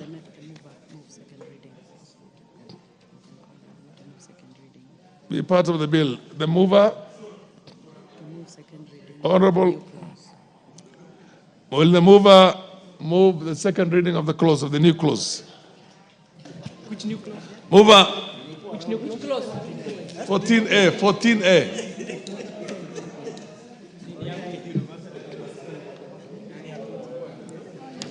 Honourable Chair, I beg to move that new clause 14A be now read a second time. This amendment is seeking to reduce the cumulative investment value from 3 billion shillings to 1 billion shillings for investment deduction at 100%. So this Honourable House gave an incentive for investment deduction over the years for investment of manufacture, for investment outside Nairobi. We gave it, I think, 2021 at 5 billion. There was no uptake because 5 billion was too high. Last year, we reduced it to 2 billion. Again, we didn't get the uptake of this because 2 billion was too high. And so the public participation, they told us that if we reduce it to 1 billion shillings, then at least we're going to get investors who would be willing to set up manufacturing and businesses worth at least 1 billion shillings outside Nairobi so that we can decongest businesses to operating in Nairobi so that they can operate in our counties and our constituencies. Honourable members, I propose the question that the new clause 14A be now read a second time. Yes, Sabina Chege.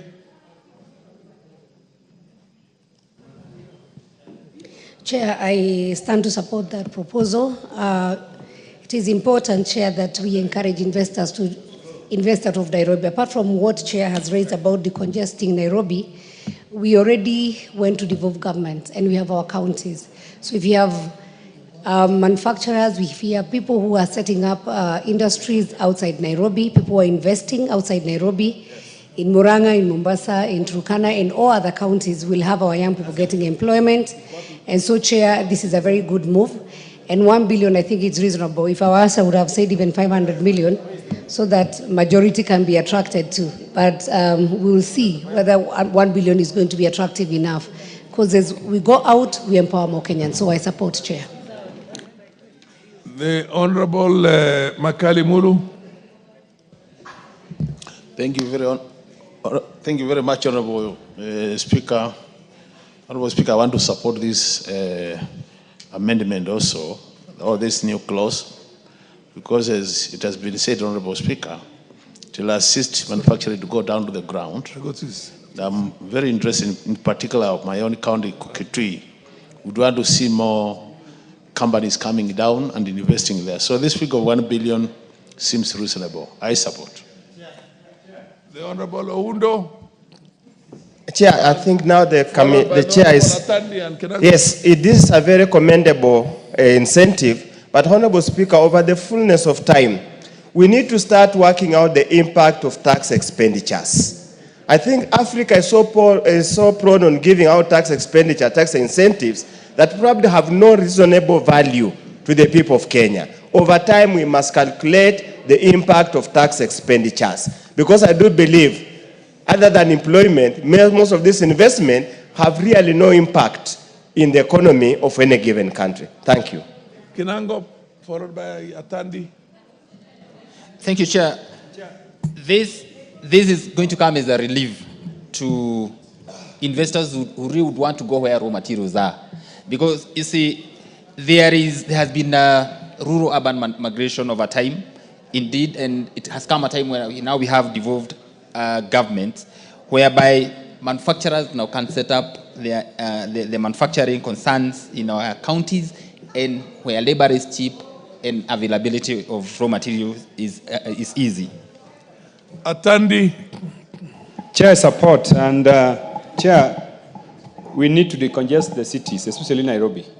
And to do this, we must give meaning to the counties by allowing some of these potential investors to be able to set up in the counties, and so that people do not move from the counties to Nairobi to look for opportunities. Chair, I support. The MP from Boni. Chair, I support this move. You find that some counties like Ituri have a lot of limestone. And some of these cement factories are going to Kitui to collect that raw material to come to Nairobi to process it. So this is a very good move for the companies to move to the rural areas. Thank you very much. Honorable members, I put the question that clause 14A be now read a second time. Will as many of the parents say aye? Aye. Will as many of the contrary parents say nay? The ayes have it. Honorable members, I propose the question that new clause 14A be part of the bill. Okay. I now put the question that new clause 14A be part of the bill. Will as many of the parents say aye? Will as many of the contrary parents say nay? The ayes have it. Clause 2. Honorable members, I propose the question that clause 2 be part of the bill. Chairman.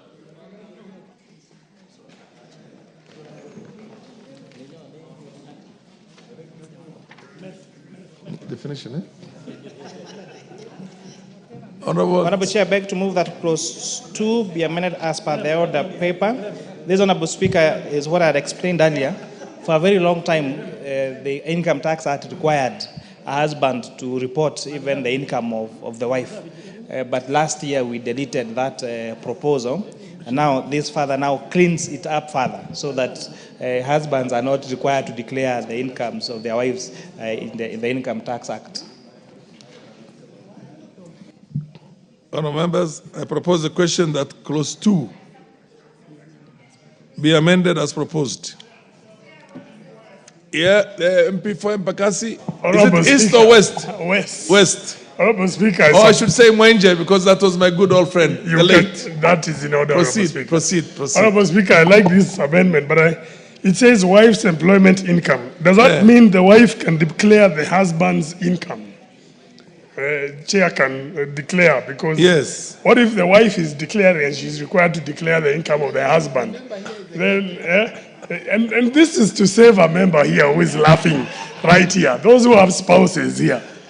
So I'm hoping the chair, departmental committee, the Honorable KK is listening, because why use the word wives instead of spouses employment income rate? Why? Honorable Chair, you have a serious issue to attend to. Why not spouse and why only wife? Yes, that is why, Honorable Speaker, I have explained. Yes, what's your point of order, Madam Mayaka? Honorable Chair, the Honorable Member is discriminating women. Why is he assuming that the spouse that has money can't be the woman who can take care of the husband? It cannot be wife. Just say spouse, so that it is either way. Yeah, as a man who has an Are you on a point of order, MP for Turkana? Chair, I want to support the amendment. This is just a clean-up exercise of the Income Tax Act. Initially, the income of the wife was deemed to be the income of the husband, and the income of the wife was assessed to the husband. But the Income Tax Act also recognizes wife as a person who pays income or assessed on her own. So in this case, a spouse, a wife.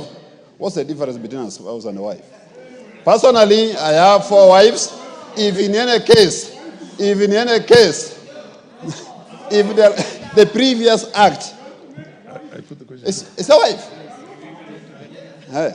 That's the previous term that was used, Chair.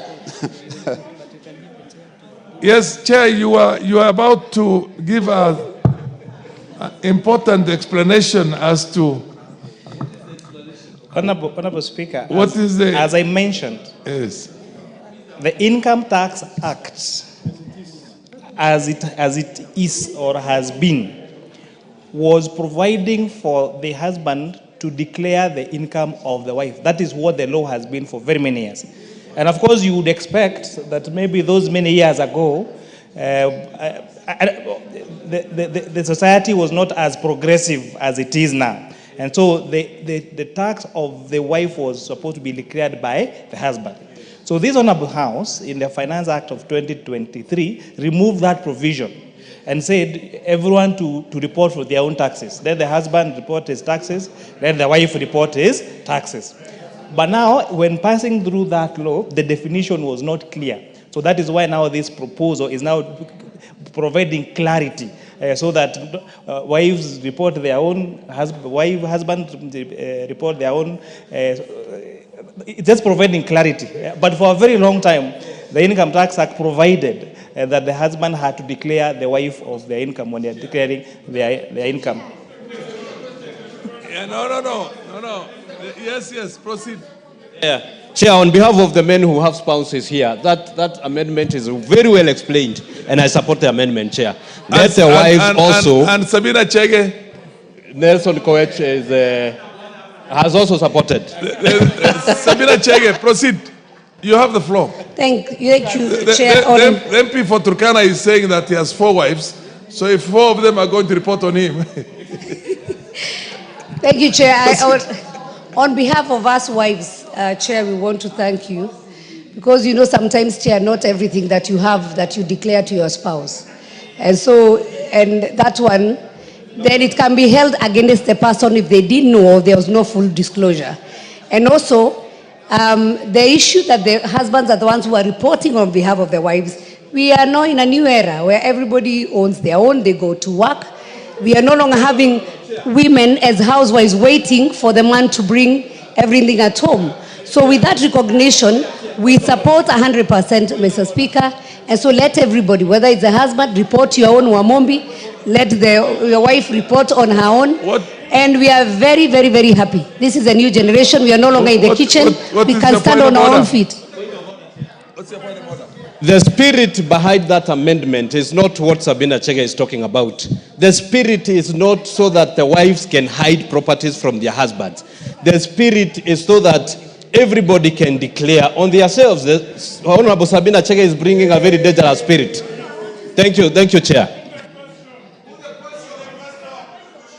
Yep, order, Honorable Osoro. Honorable Sabina Chege is going to be protected by the chair.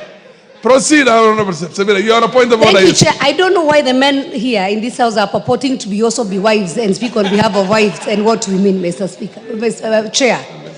As I've said, it may have not disclosed everything, and then the husband would have been held responsible. So we are saving you guys. So it's not about any other ill intention. But Chair, it's a nice move and I support. Honorable members, I now put the question that clause 2 be amended as proposed. Will as many of the opinion say aye? Aye. Will as many of the contrary opinion say nay? The ayes have it. I now put the question that clause 2 as amended be part of the bill. Will as many of the opinion say aye? Order, honorable members. Order. I put the question that clause 2 be amended, as amended, be part of the bill. Will as many of the opinion say aye? And as many of the contrary opinion say nay? The ayes have it. Provisions relating to the Value Added Tax Act, Cap 476, Clause 17. Honorable members, I now propose the question that Clause 17 be part of the bill. Honorable members, I now put the question that Clause 17 be part of the bill. Will as many of the opinion say aye? Aye. Will as many of the contrary opinion say nay? The ayes have it. Clause 18. Honorable members, I propose the question that clause 18 be part of the bill. Chair Finance. 18 has not. 18. 18 has. You have an amendment. No. Oh. Yeah. Oh, yes. Honorable Chair, I beg to move that clause 18 be amended by inserting the following paragraph. In case of a taxable supply that is zero rated or exempted, such excess arose on account of permanent credit position in favor of registered persons due to the difference between the rate applicable on the 1st of July 2022 and a lower rate of tax that such credit position existed on the date that the taxable supply became zero rated or exempt. So this is addressing where there has been a change of law from exempt and zero rate, and therefore during that time they are not able to claim their input VAT, so that those companies that are now on permanent credit position is now we now make good by being allowed to claim back their input VAT that they did then. Honorable members, I propose the question that clause 18 be amended as proposed. Honorable members, I now put the question that clause 18 be amended as proposed. As many of the opinion say aye. As many of the contrary opinion say nay. The ayes have it. Honorable members, I now put the question that clause 18 as amended be part of the bill. Will as many of the opinion say aye? Will as many of the contrary opinion say nay? The ayes have it. Clause 19. Honorable members, I now propose the question that clause 19 be part of the bill. I now put the question that clause 19 be part of the bill. Will as many